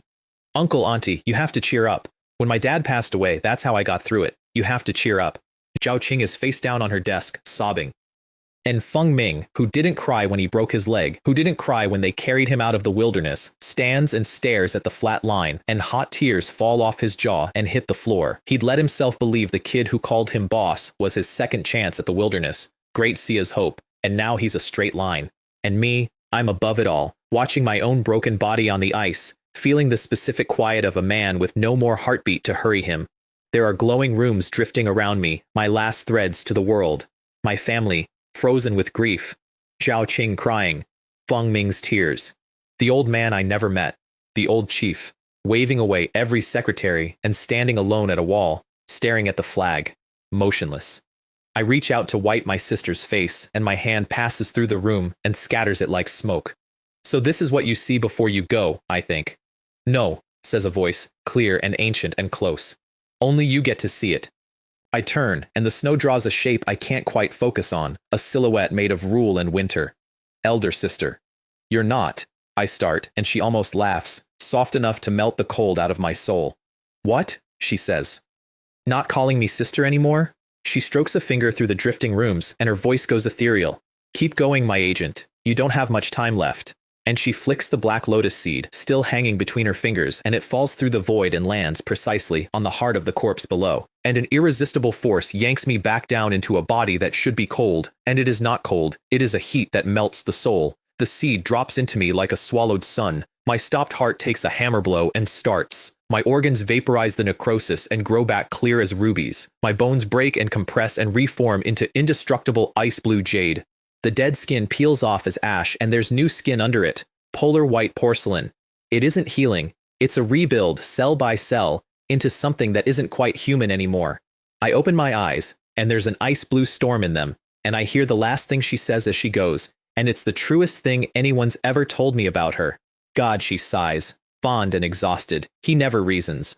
On Earth, 10 minutes after death, my stream should cut to black, and it doesn't. And someone notices my chest move, the smallest rise and fall, and then a heartbeat, deep as thunder, and then 2 jets of scalding white breath out of my nose and mouth, because only the living breathe warm. He's alive. He's alive. My sister shoves Chubby Wang aside and throws herself at the screen screaming brother, and a country that was mourning starts screaming with joy, and the monitors that flatlined shriek back to life at an angle biology says is impossible, and the sky speaks one more time. Congratulations, great Xia country, Chen Yu. You have become the first divine messenger of Earth. And then, before anyone can breathe, congratulations, you have become the sole hidden divine messenger, the wind and frost priest, mythic reward, heart of winter, and a myriad phenomena secret box, unique. In Times Square, the celebration for Captain Arthur freezes mid-cheer. In the White House press room, a president who was 1 sentence into declaring Arthur the first messenger of Earth stands frozen, mouth open, and has to grit his teeth and congratulate the great Sia boy whose name he can barely say. First, soul, hidden, mine. I sit up on the ice, in a body made of jade and winter, the first divine messenger the human race has ever produced, and I look up at the empty sky where an arrogant goddess just walked me back from the dead like it was a Tuesday. Thanks, elder sister, I say. She doesn't answer. Of course she doesn't. But for the first time, I'm almost sure she's smiling. I stand up in the storm and take the wolfskin off because I don't need it anymore. Strength 71, Constitution 74, Spirit an even 100, Resistance, ignores extreme cold. In snow, every stat up another 30%. And out here it's always snow, so it's just a permanent buff the weather pays for. And a new line, edict, wind, and snow. I think it, and the calm lakeside turns into a blizzard 30 meters across with me at the dead center of it. And I can see the cold itself now. Little ice blue sparks floating in the air like winter's own fireflies, waiting to be told what to do. In 1 month, I've gone from the boy who dragged a nation down to a man who owns the weather. The 9 little ice heart lotuses that were shooting me an hour ago suddenly remember I ate their mother, and when I raise the bow, they panic and race to shore and fan their petals and pose, desperate to be liked. Turns out they're legendary grade, all 9, and their seeds regrow. A renewable S-rank resource, a garden of them. And the seeds do something the fake vision promised, and I get to make real. They regenerate lost limbs. Which means Feng Ming walks again, for real this time.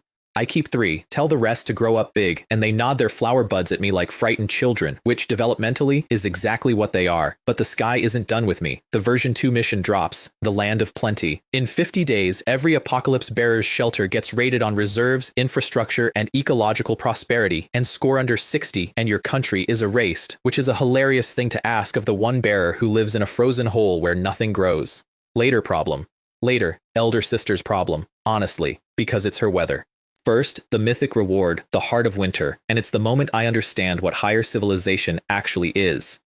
I open the box, and inside floats a crystal heart, and inside that a compressed nebula, and inside that a dragon. A real one. A cosmic dragon that used to stretch across light years, roaring, except its body's been unfolded flat like an anatomy diagram, etched all over with cold mechanical circuitry, its flesh turned to hardware and then folded and folded and folded down into a fist-sized heart. It's still in there. It still hates. And it senses me and lunges for my soul, endless resentment and tyranny, and I've got no defense against a thing that size. Help, elder sister, I manage, and a translucent jade hand reaches lazily out of nothing, yawns, and touches the back of my hand, and the star dragon freezes solid mid-scream and shatters into ice-blue dust before it can finish the sound. The dust settles into an ancient mark on the back of my right hand, a coiled dragon, a closed frost eye, dim, dormant, a power that'll wake up when it's ready.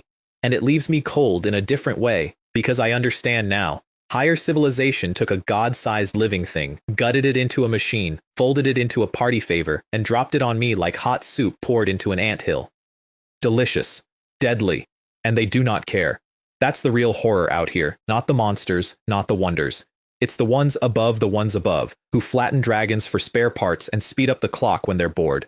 The pillar civilization, some people call them. And elder sister, who protects her own and keeps hissing hurry at me. Elder sister is at war with something, and I've just been made a soldier in it, and nobody's told me the rules. That's a lot to carry on a lakeshore. So I do the thing AU told me to do. I turn to the Black Lake, and I remember he said the answer was at the bottom of it, and I go find out. The Black Lake is a lie of a thing. It looks heavy as oil, and it weighs nothing, and when I scoop some into the mythic box, it climbs back out over the rim like a living thing and pours itself home. Mystic water, legendary, and you can't take it and neither can anyone else, which by my reasoning makes it mine. I ignore the cold that would have killed the old me and drop in, and the 9 legendary lotuses come with me, closing their petals into soft blue lanterns, escorting me down through 300 meters of dark like a funeral of children who've decided I'm family now. At the bottom, on a pale jade altar, someone is sitting. A woman curled up, arms around her knees, head tilted back. An alien, close to human but not, silver hair drifting, skin faintly veined in blue, rough bone earrings, a pair of pale purple eyes still open, still fixed through the water and the rock and the sky on some star a very long way from here. The prototype the Mother Lotus was copying. A hunter, alone, no hatred in her, just a longing for a place she couldn't get back to. Another pioneer, I think. And then my eye falls on the bag over her shoulder, and everything stops. I know that bag. The leather, the color, the rough sturdy stitching. I've held its twin. 2 months ago, on the 4th night, freezing to death, the very first thing the intelligence system ever scanned for me was a previous survivor's backpack, 80 meters out, and inside it was a fire kit and a piece of Silver Star jerky and 3 lumps of coal. And it is the only reason I lived to see a 5th day. That pack rode on the right shoulder, hers rides on the left. They're a pair. They were always a pair. My savior, on the worst night of my life, was the scraps this dead woman left behind. The system offers to read her last words for 3 points, and I spend them without breathing. Hello, newcomer, the golden text says, rearranging itself off the stone behind her. I am the last pioneer of the Lyran race. We built a kingdom of prosperity in the wilderness, and a catastrophe destroyed everything. After my people died, I followed the gods north to find the oldest one, the goddess of wind and frost, and I failed. I never heard a god's voice. I met the Icefield giants. They were kind. They thought I was the goddess's messenger, and I let them believe it because I couldn't bear to tell them I was only a wanderer who was a little stronger. I left my pack with their revival legend. I hope someone finds it. I'm tired. This is a good place to rest. And then, carve deeper, with what reads across 10,000 years as pure fear. Never, ever believe the pillar civilization. And some of the gods are traitors. The Pillar Civilization. The pillars of light that materialize our resources. Higher civilization. And traitor gods, I think of elder sister hissing hurry, and I decide firmly that this is above my pay grade, and I put it away where I put all the things too big to hold, but I don't leave her like that. I take the pack I found on night 1 out of my singularity backpack, the one that saved me, and I lower it down and settle it onto her empty right shoulder. Her left shoulder holds what she carried in life. Now her right holds what she left behind that kept a stranger alive. And with both packs on, she doesn't look abandoned anymore. She looks ready, like a ranger resting a while before the next long walk. Then I flip the Overlord's bow and use the tip like a chisel on the stone, and it barely scratches, so I try again, with everything, the way you carve a thing you mean, and a lotus drifts over to light it for me, and a line of my own language comes up out of the rock, cut like an oath. May this journey eventually lead to a distant destination. To all pioneers, Blue Star, Chen Yu. You can't go home, she couldn't, neither can I, not the way we mean it, but she left a bag in the snow for a stranger she'd never meet, and it caught me on the way down, and now I'm the first divine messenger of an entire species. So maybe home isn't a place you get back to, maybe it's just the direction you keep facing while you leave something behind for whoever's freezing next. I look at her one more time, at the eyes still fixed on that far star, and then I kick off the altar and swim up, 9 blue lanterns rising around me, toward a sky I've earned the right to walk under. When I surface, Satan's eye is dying. With the Mother Lotus gone and the magnetic field collapsed, the maze is coming down, the ice pillars crumbling, and the illusion that hid the outer ring peels away to show me what was really there the whole time. Corpses. 1,000 of them, monsters that got lost in here across the centuries and froze mid-run, Tier 1, Tier 2, and a couple of Tier 3 horrors.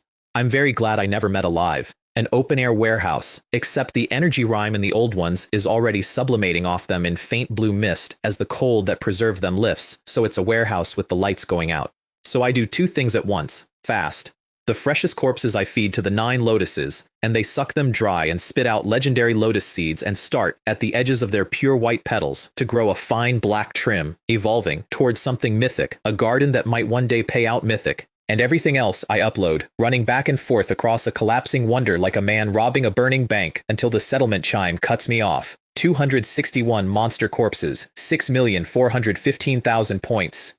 4.65 million tons of high-energy meat materialized into Great Xia in a single breath. I count the zeros 3 times. Then I laugh. Back home, an academician faints and has to have his philtrum pinched. The rest do the math out loud, half hysterical. 1 ounce of monster meat equals 2 pounds of beef. This is enough to feed 1.4 billion people for 3 months. And Feng Ming wanders in from a nap, looks at the number, and decides he's still dreaming from staring at Satan's eye too long. He smiles, and goes back to bed to enjoy the hallucination a little longer. In the dark jungle, Wu Hai counts 6 million and imagines a god descending, one golden hand flattening a mountain of monsters, and decides with fire in his eyes that he wants to be a divine messenger too. So does Chen Fang, stepping into a canyon of her own. I've stopped being their rival. I've become the thing they measure the distance to, and that's the day, more or less. That's how it went. 2 months ago, I was number 9,981. 3.5 rocks of frozen moss, 34 degrees and falling, the sinner who dragged a whole nation down the leaderboard, dying alone in a hole on the 4th night, until a voice in my head sent me 80 meters through the dark to a bag a dead stranger left in the snow, and it caught me, and I lived. Now, I'm the first divine messenger the human race has ever made. I own the weather. I just fed 1.5 billion people, and I left my own bag on a dead woman's shoulder at the bottom of a lake for whoever's freezing next. The wheel came all the way around. Somebody's scraps saved me, and now I get to be somebody's scraps. It's not over though. It's the opposite of over. There's a dragon asleep on the back of my hand. There's a dead alien's warning about traitor gods and a civilization that folds dragons into party favors. There's elder sister, still whispering hurry. There's a 50-day clock on a mission that wants me to grow a garden where nothing grows or my country dies. And there's a table, a whole world south of here, with my sister, who can see now, saving me a chair. I pull the hood up. The blizzard bends around me now instead of into me, and I turn south toward all of it, my sheep, my cave, my family. I should have known the wilderness doesn't do victory laps, because somewhere out on the map ahead of me, a little green dot that's supposed to be Lanlin has started moving wrong, circling, tighter and tighter, like something with teeth has found my sheep and is playing with it. 100 kilometers. That's how far the dot is. I point myself at it, and I don't pedal so much as I let the storm carry me, because the weather works for me now. I lean forward and the wind gathers behind me and shoves 50 miles an hour across open ice, and it is still not fast enough, because the closer I get, the worse the dot moves. It's not running. It's circling a 2-kilometer patch over and over the way a thing moves when it can't leave and can't win. I get there and the snow tells me the story before I want to read it. A wide patch stamped flat down to black soil, dark frozen stains, 3 sets of tracks with a heavy tail drag, and the labels bloom on my eye. Tier 2 fisher-toothed ice lizards, 3 of them. Behavior, hunting, bleeding and toying with prey. They're the ones everybody warns you about. Little tyrannosaurs in gray bone armor, running on radioactive blood so hot they stay fast at -80, and they don't kill clean. They take turns opening a tendon, a vein, a little at a time, and they watch, because watching is the point. And in the middle of them, down, most of the way gone, 3 legs bent the wrong way, is Lan. Something in me that I usually keep on a leash comes off it. The blizzard around me stops being weather and starts being a mood, and it goes black. I don't have my heavy arrows. I burned them making the rope shots at the Lotus Lake, and the little bone ones will shatter on that armor. So this one I do up close. The first lizard is dragging Lan by the neck, showing off. I come off the sled at a dead run, and I don't slow down. I go up, a boneless twist in the air, the Overlord's bow snapping into spear form in my hands, and I ride the momentum straight down through the roof of its open mouth, through the soft throat, into the neck, and I drive the spear through and out and into the frozen ground, and it hangs there, upside down, staked to the earth, twitching. 1. The other 2 come off Lan and come at me, and one spits. A rope of dark green venom that eats a smoking crater where I'm not standing anymore. I go low under the second one's claws, so low my shoulders in the snow, and I let it commit, and when it can't stop, I put the spiral stabber up into its jaw and let its own weight run it up the blade. 2. Its tail sweep comes for me from behind, and I'm already in the air over it, and I land, and there's one left, the venom spitter, the cunning one, and it looks at its 2 brothers dead in the snow, and it makes the correct decision. It runs. I put a bone arrow through its eye on the way out. It doesn't drop, the orbital bone catches it, but it keeps running. And I let it. You don't chase a desperate thing, and I've got somewhere to be. I'm on my knees at Lan before the 3rd lizard's off the horizon. It's bad, but bad is a thing I can buy my way out of now. I pry its jaw open and drop 2 legendary lotus seeds down its throat, and I hold its huge head in my lap in the snow, and I wait, and its eyes are dim, and I say the stupid thing you say. Hang on, you white-eyed idiot. Don't you dare. I did not carry you out of that stampede for this. And its throat works, and the dim goes out of its eyes, and the light comes back in. And a second later, its ruined legs are steaming, granulation crawling over bone and fast forward, the venom hissing back out of the wounds as black smoke, and it's swelling up like I overfed it again, which, in fairness, I did. Meh, it says, weakly. Which is Lan for what did I miss? You got jumped, I tell it, and my voice isn't quite steady. You got jumped, and I came, and I'm always going to come, so next time run toward me, you absolute menace. On Earth, a chat that has watched me stay cold through a resurrection and a god trial notices that God Chen is not cold right now and loses its mind. He came 100 kilometers for a sheep. I'll fight anyone who touches my dog, and for once they've got me dead to rights. Lan isn't a mount. Lan is family. And I just learned exactly how far I'll go for family out here, which is, all the way, every time, and God help whatever's in the road.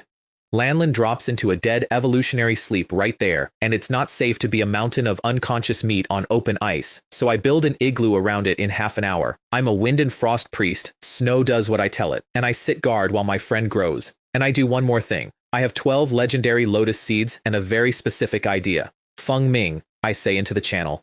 Principal Feng, the lotus seeds regrow limbs, right? There's a pause. He knows what I'm asking. He tries to talk me out of it. It's a strategic resource. Save it. I'm fine. I've been fine for years. And that's the thing. That's the exact thing. This man broke his body in the wilderness for a country that then wheeled him out to a desk, and he never once complained. And I found out later he quietly gives half his rations to the families of pioneers who didn't come home. So no, I upload a lotus seed straight to him, and I say, eat it, boss. That's an order from your wingman. I don't see it happen, but they tell me about it. How they walked a crystal seed into his ward, and how there was no surgery and no rehab, just a high fever and white steam pouring off the stump, and new tissue writhing up out of the old wound like it had a mind, shoving out shrapnel and clots and toxins that had lived in him for years. And how at dawn, a tall man walked into the command center on 2 legs, no cane, 10 years off his face, and a room full of researchers stood up and cried, because it turns out even a country that runs on discipline knows deep down that the people who carry the firewood shouldn't be the ones left to freeze. The rest of the planet finds out what the seeds do the same day, and every leader on Earth calls Great Xia offering technology, treasure, mountains of monster meat for a single seed. Great Xia's answer is 2 words, not 1. And I keep my other 11, because I've got a family of monsters to keep breathing. I'm carving Lanlin a get-well present when the igloo starts getting attacked. The venom spitter came back, and it brought 30 friends. The whole fisher-toothed pack, biological pickup trucks, ramming the ice walls. I could run. I don't. I've built the igloo with a firing port on every face, a little spiral funnel wider inside than out, and every time a lizard puts an eye or a jaw to the wall to bite through, a triangular spike comes out of the dark and takes it, and the siege turns into a game of whack-a-mole, where I'm the mallet and they're the moles, and I do not miss. Then they get smart, and all charge at once, and crack the dome. And behind me, 2 lights come on. Lanlin is awake.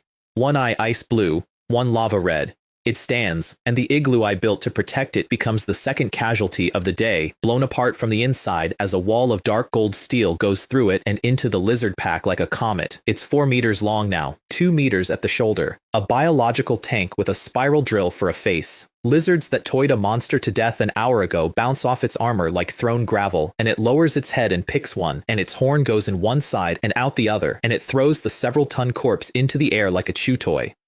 The rest of them make the correct decision, the theme of the day, and flee, and Lanlin chases them over the horizon for the pure joy of it, while I sit in the wreckage of my igloo, brushing snow off my head, feeling thoroughly, wonderfully upstaged. On Earth, they've named it Brother Lan, the only T0 in the version, not a mount, a biological Gundam. My old sheep hits 120 an hour, towing a loaded sled through a headwind, its golden horn drilling a wind tunnel clean through the blizzard, and the fandom promptly splits into a sheep faction and a bear faction and goes to war in my comments, and I let them, because my friend is alive and enormous and cheerfully stupid, and the deadliest place on the planet just got a lot smaller under its hooves. The mythic reward from being the first divine messenger, the myriad phenomena secret box, is 300 kilometers away, which on Lanlin is an afternoon. And when I get there, the wilderness laughs at me. The box is stuck in a crater on a cliff face, 50 meters down from the top, on the far side of a rift, 100 meters wide and bottomless, and between me and it is a wind. Zhaoqing does the math in my ear, hurrying, trillions of tons of cold air crammed through a funnel, 62 meters a second, a Category 17 super typhoon standing on its end. Even my arrows won't cross it, and when I ask the intel for a route, it does something it has never done before. The near side of the rift lights up green, explorable. The far side comes up pure black, unknown, unreachable. As far as the system is concerned with what I've got, my odds over there are 0. The dark web posts my death odds, torn apart, 1.2. Fall in the abyss, 1.5, leave, 2.0, and prices, crosses it and lives, at 100 to 1. Zhaoqing tells me what the box actually is, and it reframes everything. It's not a container, it's a port. A tiny wormhole into higher civilization's whole resource library. Anything could fall out of it. A warship, a planet, a god's authority, once a week, for free. If I can reach it, I don't force it. I make camp under a wind-carved stone mushroom 5 kilometers back, and I wait, because the answer's coming, and I've learned to let Elder Sister and the think tank do their thing. And that night, Elder Sister does hers.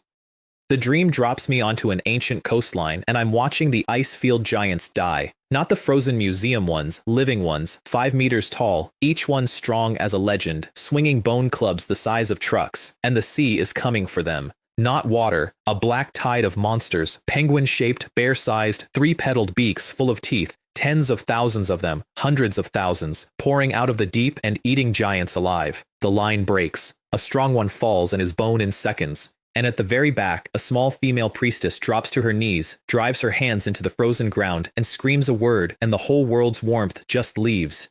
Ice blue light spreads off her, and the wind stops, and every water molecule in the air condenses into a galaxy of fist-sized crystal balls hanging in the sky.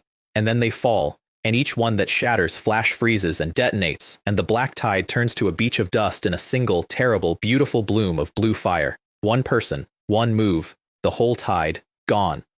And then the priestess and the 100 giants behind her wither where they stand, life burned to the wick and shatter like dropped glass, no bodies left, a forbidden spell, and a grand sad voice over the top of it, go save them. I wake up with a notification and a new mark on my body, ice endowment, and it does the thing that solves the one problem an archer in a wasteland can never solve.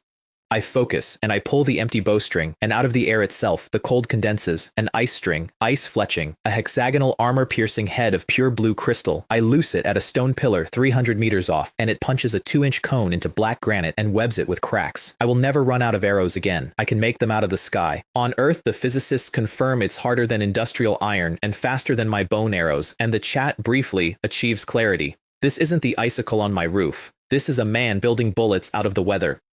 And in a command hall 500 kilometers away, an old architecture professor stares at a boy who can weld structures out of ice, welding structures out of ice, and it clicks, and he grabs Feng Ming's arm, and he says the sentence that gets me across the rift. Principal Feng, I have a plan for the canyon. The plan is simple, crude, and correct. The best kind. Step 1. A lifeline. I skin a 500-pound armored boar I dropped on the way, spiral cut the hide into a 100-meter strip, core it with wool, and braid a composite rope as thick as a child's arm that a crane couldn't snap.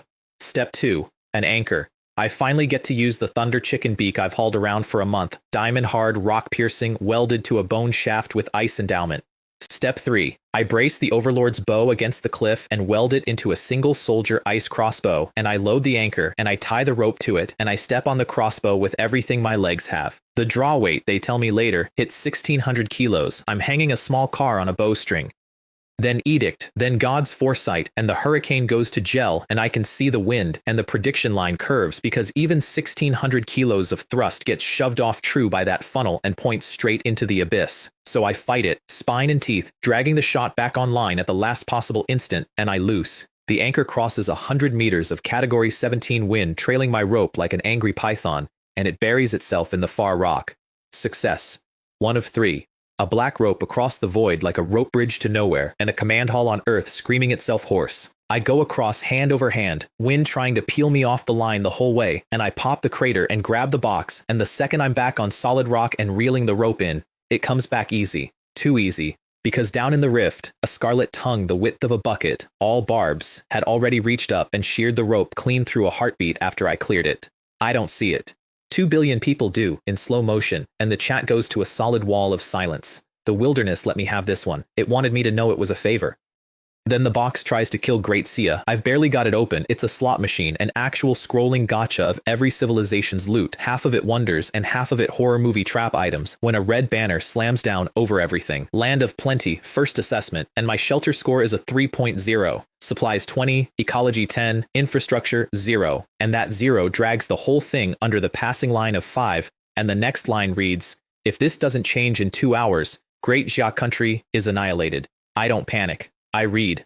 The 0 isn't because my geothermal cave is bad. It's because higher civilization has decided I'm not its lord anymore. The bats woke up down there, the bears moved in, and as far as the sky's accounting goes, I don't own my own home, which means I need a home the sky agrees is mine right now, with a countdown running. So I do the one thing that's faster than building one. I gamble. I preview the wheel with the intel, and I skip the legendary greatsword and the god tier spell, and I lock onto a triangular storage bag 3 items deep, a high-grade tent made by the previous generation Lyra pioneers with some of the old owner's supplies still inside. A tent is a temporary shelter. A shelter is a facility. And when I pull it and the box unfolds and slams a 4-meter dome of dark biological leather onto the permafrost at my feet, the score moves before I've finished exhaling. Infrastructure 0 to 15. Overall 3 to 15. Passing is 5. I cleared it by 10 from a cliff in the last hour with a lottery ticket. Crisis averted. A country I've never set foot in gets to keep existing because I got lucky at a slot machine at the edge of the world. Cutting it close, elder sister, I think. She doesn't answer. But the wind, for just a second, feels a little like a pat on the head. The tent turns out to be a benefactor's estate. Inside, past a door made of interlocking beast teeth, the Lyra Ranger left me things. A cloud-woven down nest of a bed, soft as sitting into a warm cloud that speeds up how fast my mind recovers. A crystal box of pure sea salt, which sounds like nothing until you've eaten unseasoned grilled meat for 2 months and forgotten that food is allowed to taste good, and a rope of bone bells with a jade weight that pulses in my palm when anything living comes near, so I can finally sleep without one ear open. My gratitude to a dead alien I've never met climbs another notch. Benefactor. All of them. My benefactors. I zip the tooth door shut, and the -60 howl outside drops to a heartbeat's quiet, and I lie in a real bed for the first time since Earth, and I let myself have it for exactly one night, because outside that thin skin, the world is ending in installments. The disaster season has come to the wilderness, and the sky is settling accounts. Every night, higher civilization reads out the bearers who failed their assessment, and every name is a country. Tuvalu, gone under a hurricane, the last frame an infant swept away in its blanket. Lancer, a rich little duchy, stripped of its fortune and plunged into a killing cold, half its people dead by morning. 14 countries erased in a single night, and every one of them died because their one apocalypse bearer wasn't enough.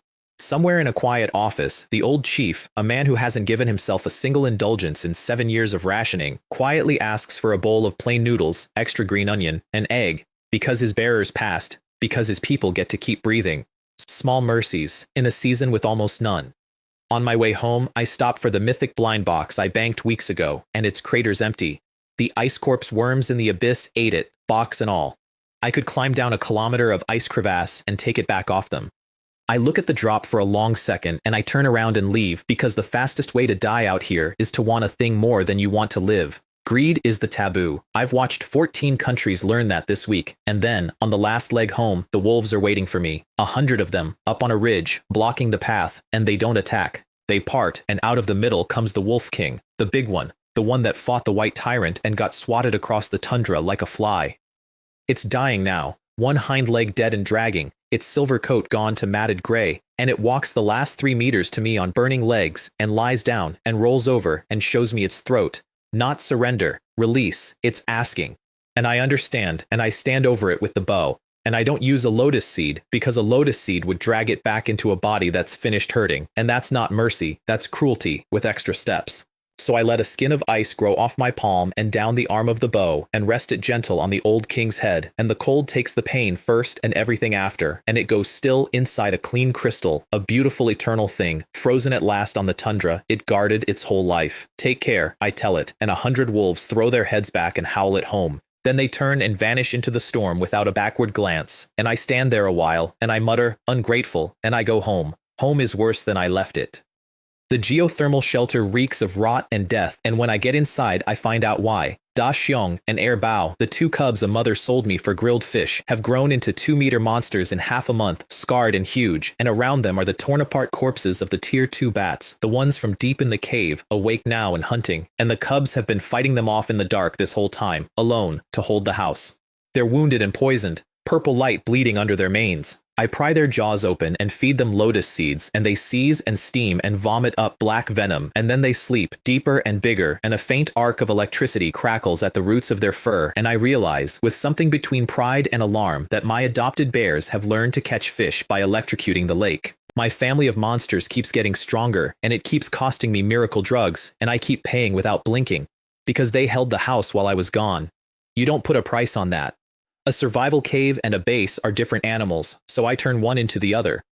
I clean out the shelter, level the floor, zone it, a cold entry hall for Lan and the bears to guard, a bright workshop by the vent, a dry pantry, and the warm deep corner where the Lyra tent goes. I wall off the bat tunnel with rock, and the score ticks up because now the sky agrees the place is mine. But I need the geothermal heat flowing for the ecology score, and I can't have that and keep the bats out unless I've got something that lets heat through and keeps monsters back. A metal grill, which means I need metal, which means I need to build a forge in a place with no forge out of dirt, so I go get the dirt. A 30-kilometer run to a dry lake bed for heat-resistant clay, a near miss with something gray that watches me from a crack and dissolves back into the snow when Lan bristles at it, and home again with a backpack full of the right kind of mud. And when I get back, there's a mountain of fresh meat piled at my door. Rats, rabbits, pheasants, laid out like an offering, and a pack of snow demon wolves watching from a distance, hungry, their ribs showing. It's a bribe. Their old king's dead. A rival pack is eating their territory, and they're buying protection from the scariest thing in the neighborhood, which, it turns out, is me. Congratulations, the system says. You are the acting Wolf King. I did not apply for this job. Then I build a country's worth of industry out of a cave. I mix clay and bone meal into a blast furnace, bake it hard, layer bone and charcoal into a clay crucible, and blow the vent open until the furnace hits 1200 degrees and the bones melt down into a pool of silver-gray metal harder than Earth's steel. Bioalloy. I pour it into a mold, and I have a grill. Then I have arrowheads. Then I have 124 arrowheads and 5 heavy arrows, and a chat full of metallurgists insisting the Tuyere design is textbook and the slow, deep satisfaction of a man who has stopped surviving and started building. On Earth, a survival legend who once crossed a desert island in a grass skirt watches me pour molten alloy and says, "This isn't wilderness survival, this is the Industrial Revolution." He's not wrong. And then my new subjects call in a favor, and it nearly gets me killed. A wounded wolf leads me out to a natural arena where the rival Grey Pack has cornered the Lyra Wolf Queen, dying, bleeding out, 6 newborn cubs shivering under her, right at the lip of a pit, and my crisis vision tells me what the wolves are too dumb to know. The pit isn't empty. There's a tier 3 extreme cold centipede sleeping at the bottom, and the queen is bait, and the gray pack is throwing meat down the hole to wake it up. It works. The ground heaves, and something ice blue and armored and 30 meters long comes up out of the earth, a tower of segments and hooked legs, and its head hangs over the queen like a falling building. I can't kill a tier 3. Not yet, but I can insult one. I pour Edict and Ice Endowment and God's Foresight into a single arrow the size of a siege bolt, and it drains 100 points of my mind in one shot, and it freezes the centipede solid mid-strike. A peak overlord, a 10-meter monster, flash frozen in a lunge, held, for seconds. That's all I bought, so I spend them. Lanlin sprints in. I haul the queen's half-ton body onto the sled by the scruff. The wolves snatch the cubs, and we run. And behind us, the ice shatters, and the centipede comes free, screaming, and gives chase. An angry 30-meter train, and the wolves save us, scattering into a dozen weaving lines across the ice so it can't pick one, until it loses too much body heat too far from its nest, and burrows home cursing. I end up 2 kilometers out, flat on my back, brain full of needles, alive, with a rescued queen and 6 cubs and a new line on my panel. Faction, Lyra Wolfpack, 87, Ecology, 66. I have a wolf army now. It came with a queen who won't stop licking my face and a Land of Plenty score that just jumped off a cliff in the right direction. Feng Ming calls it a flag planted in the Forbidden Zone. I call it 87 mouths to feed and the best armed neighbors on the tundra. Same thing, really. Somewhere in the last 2 months, without my quite noticing, I stopped surviving and started building a town. The think tank has a name for what my cave is becoming, and it's a mouthful. A geothermal coupled multi-trophic ecological composite fortress, and a model to copy, a German named Friedrich, first in the world, who spent 3 years growing a shelter inside a killer beehive and fooling the whole hive with a fake pheromone wall until the sky counted 10,000 murder bees as his personal guards. That's the dream they're selling me. Farm glowing moss on the geothermal dome. Breed the tundra rats, 18 to a litter, in the warm dark. Transplant berry bushes into the heat. Dig down for a fish pond. Turn a hole I dug to not die in into a place that feeds itself, guarded by 400 wolves and 2 thunder bears and a sheep that breaks the sound barrier. A colony. In the one square on the map marked, "You will die here." And the strange thing, the thing I don't say out loud on a stream 2 billion people are watching, is that it feels like a home. Not the home, but a home. I've got a warm bed a dead friend left me, a pantry with actual salt in it, a family of ridiculous monsters that hold the door when I'm gone, and a job that finally looks less like clawing through one more night and more like laying one more brick. I catch myself humming, which is exactly when Zhao Qing, in that dry, cool voice, relays the thing that undoes me a little. My sister sent a message. She can see now, really see, and what she wanted her brother to know is that she drew a picture of him, of the boy on the news with the sheep and the wolves and the bears, and she taped it over her bed, and she told her friend Chubby Wang that her brother is building a house at the top of the world, and that when he's done, there's going to be room in it for everyone. She's not wrong. That's the blueprint. I'm just building it 500 kilometers and a whole frozen war away from the table where she's saving me a chair. On Earth, the people who spent a month calling me a lucky cleaner have run out of road. You can call a fish luck. You can call a flock of sheep luck. You cannot call a functioning industrial base with a standing army and a food supply luck. The foreign streams fill with a specific bitter awe, the kind you feel watching someone born with less than you build more than you ever will, and the experts who used to explain me away now diagram my furnace 2 years and my wolf hierarchy logistics like I'm a case study, because I am. A kid from the bottom of the leaderboard, in the deadliest zone on the planet, quietly assembling a civilization out of snow and bone and spite. The old chief watches a feed of me teaching wolves to run a supply line and tells his cadres, half laughing, to stop making empty speeches and learn to talk to people the way that boy talks to his wolves. And a world away, a little girl who couldn't see her own hand 3 months ago falls asleep under a crayon drawing of a brother she's decided is the coolest person alive. That's the fuel. That's what all of it runs on. Not the points, not the titles. A chair, kept empty at a table, a whole world south of here. I'm just taking the long way home, through a war and a horror and 156 nations, and building a house big enough for everyone as I go. On Earth, a review center expert spends one more segment sneering that my whole run is luck, and the director walks onto the set, drops a termination notice on the table, and tells him some prejudices can't be papered over with charity, and that in the face of the wilderness there is no skin color, only surviving humans and dead corpses. Then he fires him on live television. I miss all of it. I'm feeding wolves, 87 starving mouths, and I empty the backpack in front of them, a meat mountain, plus the 3 invader wolves I killed at the berry forest, thrown on top like a message, and they descend on it, and afterward they look at me differently. So I climb up on the sled and give my first address as their king, which is mostly me telling them that the corporate culture of the Chen Clan Pioneer Group is, work with me, you eat meat. They tilt their heads. I sigh and just howl, and they howl back, and apparently that's the whole employee handbook. Then I eat a steak, and I level up like a video game. It fell out of the gacha, a gold star grilled ancient beef, real salt, real fire, and I slip into the tent and slice it and eat it, and it does the thing the fish and berries never quite could. Since I became a divine messenger, I've been a supercar running on fumes, all upgrades and no fuel, and this fills the tank. Strength 80, Constitution 82, Spirit 118. My whole body clicks into a higher gear. That night, elder sister visits, and she's wearing the Wolf Queen. In the dream, the queen speaks with the goddess's voice, and I ask the thing I need to know. Can I tame every pack, or just this one? And she gives me the answer that runs the rest of the month. Lyra is mine, she says, kin of my kin. The rest are only tools. Never forget the contract. I wake with a jade bell buzzing in my fist and a snarl coming from outside the tent, and deep in the cave, gravel sliding. A tier 2 bat has shoved through the rubble and hit my new alloy grill, and it's tearing at it, ugly beyond reason, a 4-meter wingspan folded into a tunnel, acid dripping.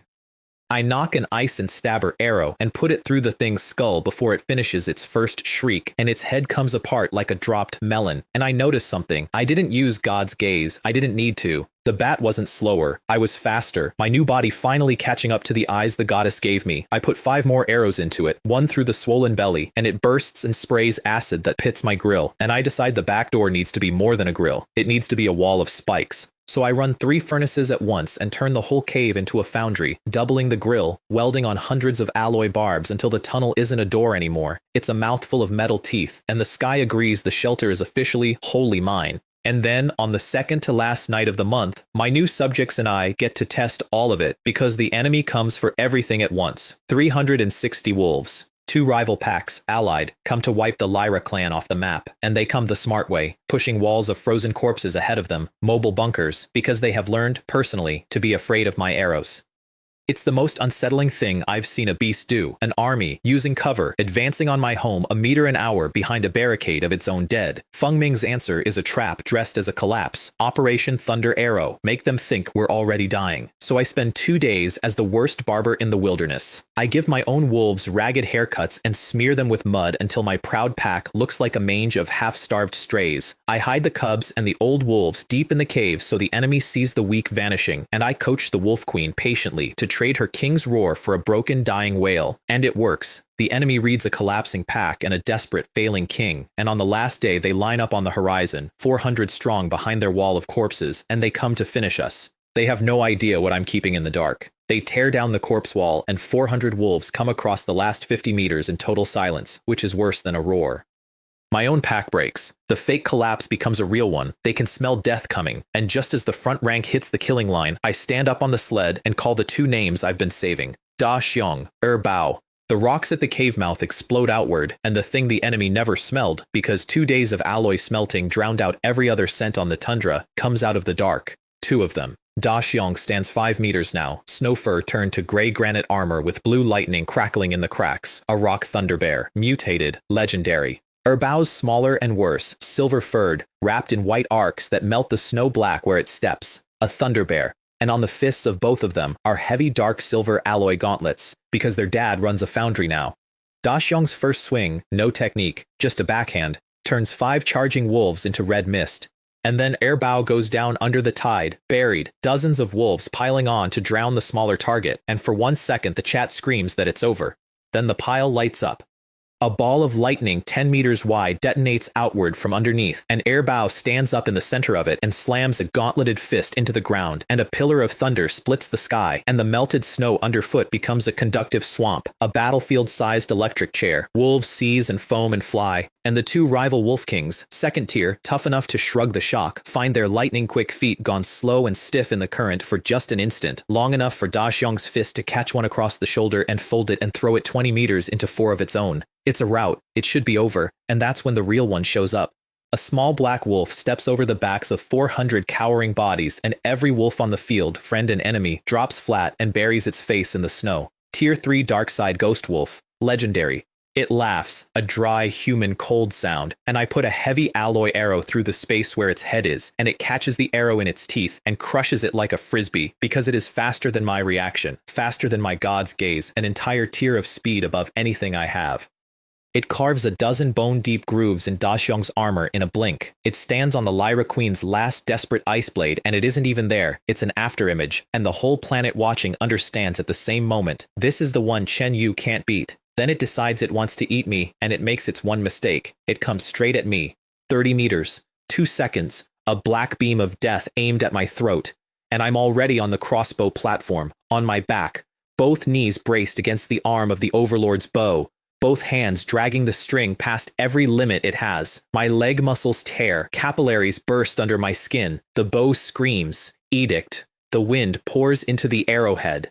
God's foresight. The world goes to glass, and the ghost wolf becomes 1,000 overlapping phantoms, each one dodging a shot I haven't taken, every escape route mapped, and none of it matters, because it's committed. At that speed it can't stop, it can only arrive. 20 meters, 10, 5, and in the last tenth of a second, in the dead silent center of God's foresight, past all 1,000 phantoms, there's one red line, the death line, the place the future says it will be. I let go.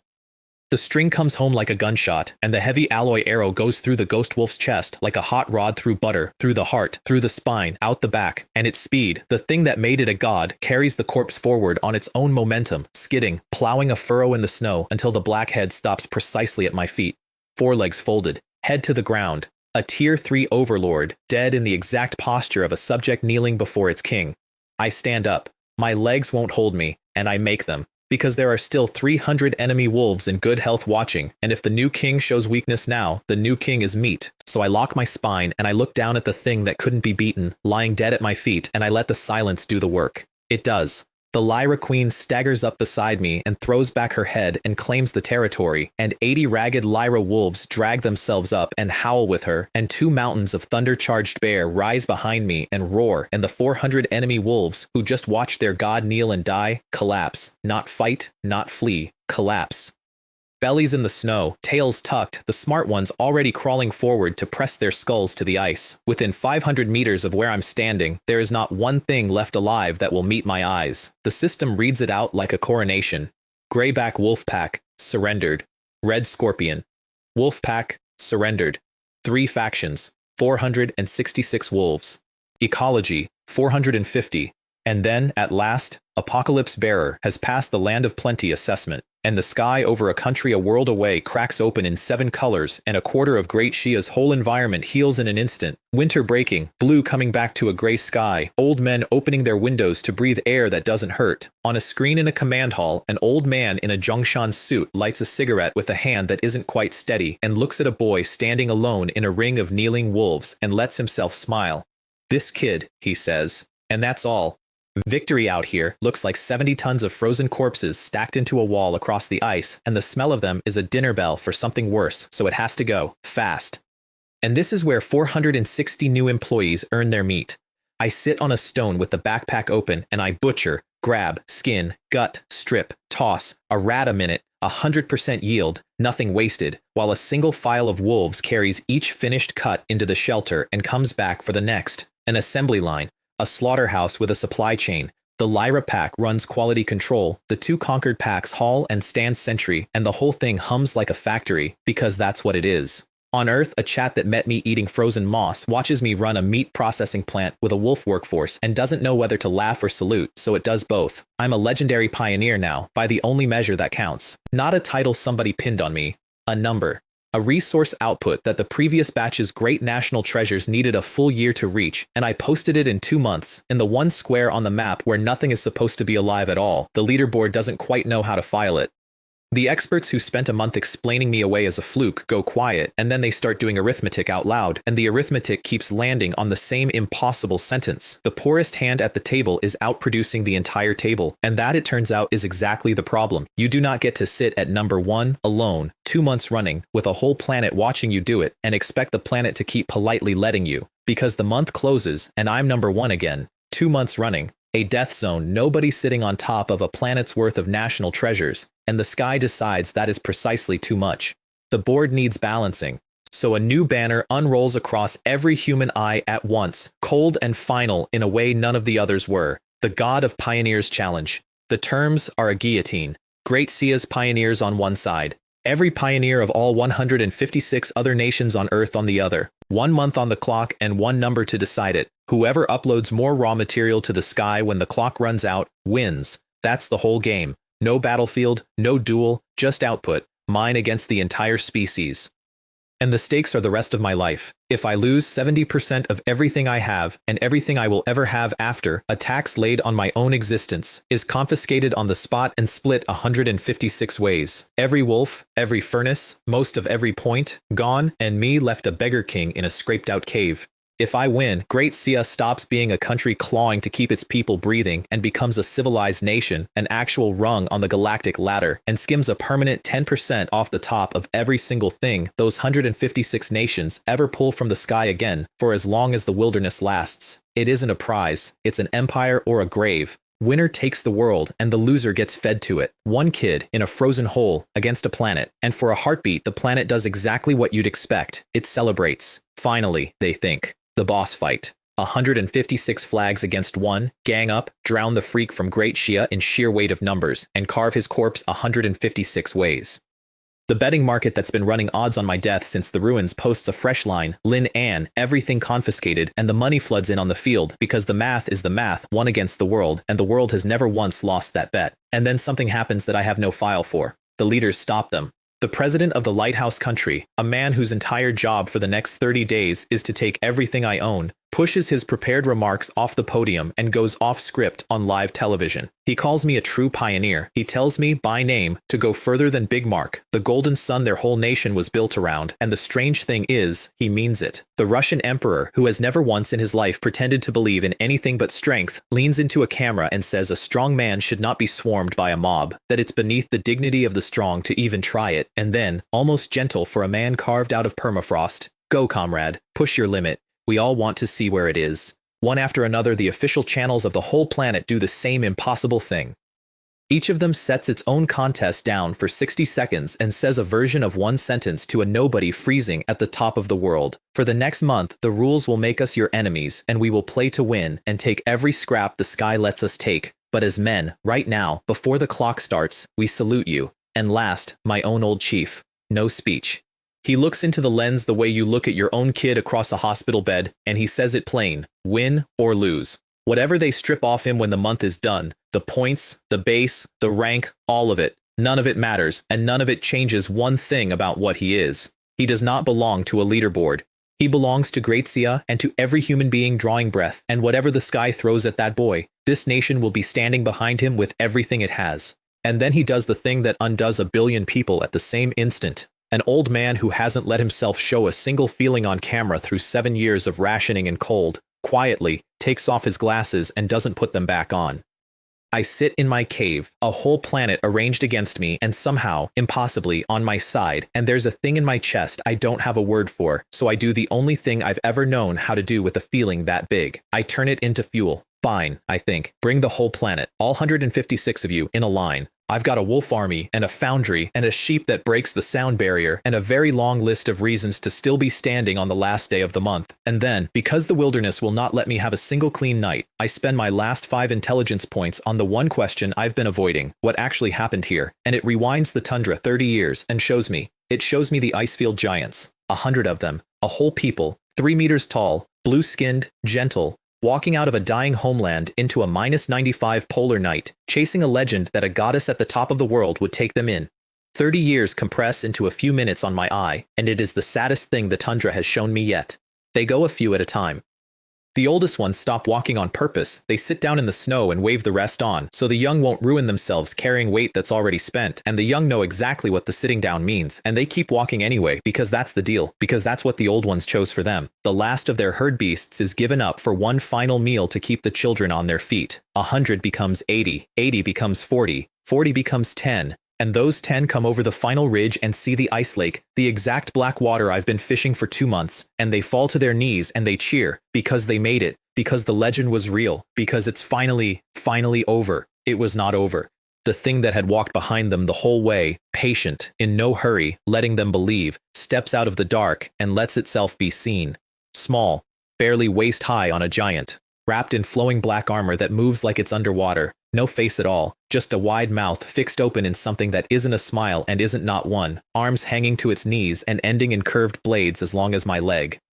And on the tip of its tail, an eye. One eye, which it lifts up over its own shoulder to watch with, because for this thing, the watching is the entire point. It doesn't hunt the 10 giants. It plays with them, slow, one at a time, taking its time in between so the last ones have to wait their turn in the dark and understand what waiting means. The vision, mercifully, spares me the middle of it. It shows me the after. 10 of the gentlest people the tundra ever made, gone, and a small black shape sitting alone in the center of the quiet with its head tilted, almost like it's let down that the game is already finished. The laughing nightmare, the system calls it. A bizarre beast, a whole category above anything I've got a number for, and I've heard of one before. 3 years ago, a thing like this killed a single pioneer of a nation called Moro, out in the wild, one death, nothing that made the news. And then, inside a month, every other pioneer that nation had died too, in the deep sea, on a mountainside, behind a locked door, one after another, wherever they thought they were hidden, as if the dark itself had been handed their names. Moro didn't lose. Moro was erased, struck off the board like it had never materialized at all, and it's here, in my tundra, and elder sister has been whispering, hurry, save them this whole time, because some of those giants are still out there, somewhere, hiding from that thing in the dark. So here's where I actually am at the end of all this. 2 months ago, I was number 9,981. 3 rocks of frozen moss and a body dropping through 34 degrees, the sinner who dragged a whole nation to 8th place, dying alone on the 4th night, until a voice in my head sent me 80 meters through the dark to the scraps a dead stranger left in the snow, and they caught me, and I lived. Now I'm the first divine messenger the human race has ever made, king of a forbidden zone, warlord of 400 wolves, the reason a country of 1 billion people is warm, and it's still not enough. There's a planet lining up to take everything I've built. There's a horror in my own backyard that erases nations for fun. There's a goddess who pulled me out of death and won't stop asking me to save a people I can't even find. There's a dragon asleep on my hand, a warning about traitor gods, and a 50-day clock that just reset into a 30-day war. And there's a table, a whole frozen world south of here, with my sister, who can see now, still saving me a chair. I pull the hood up. The blizzard bends around me now instead of into me. The wolves rise, the bears rise, the sheep stamps, and I turn to face all of it, because I finally understand the deal I made on that first freezing night, and it's the same deal it's always been. To ensure the nation survives, I rely on the intel. And the intel just told me the whole world is coming. Good. Let it come.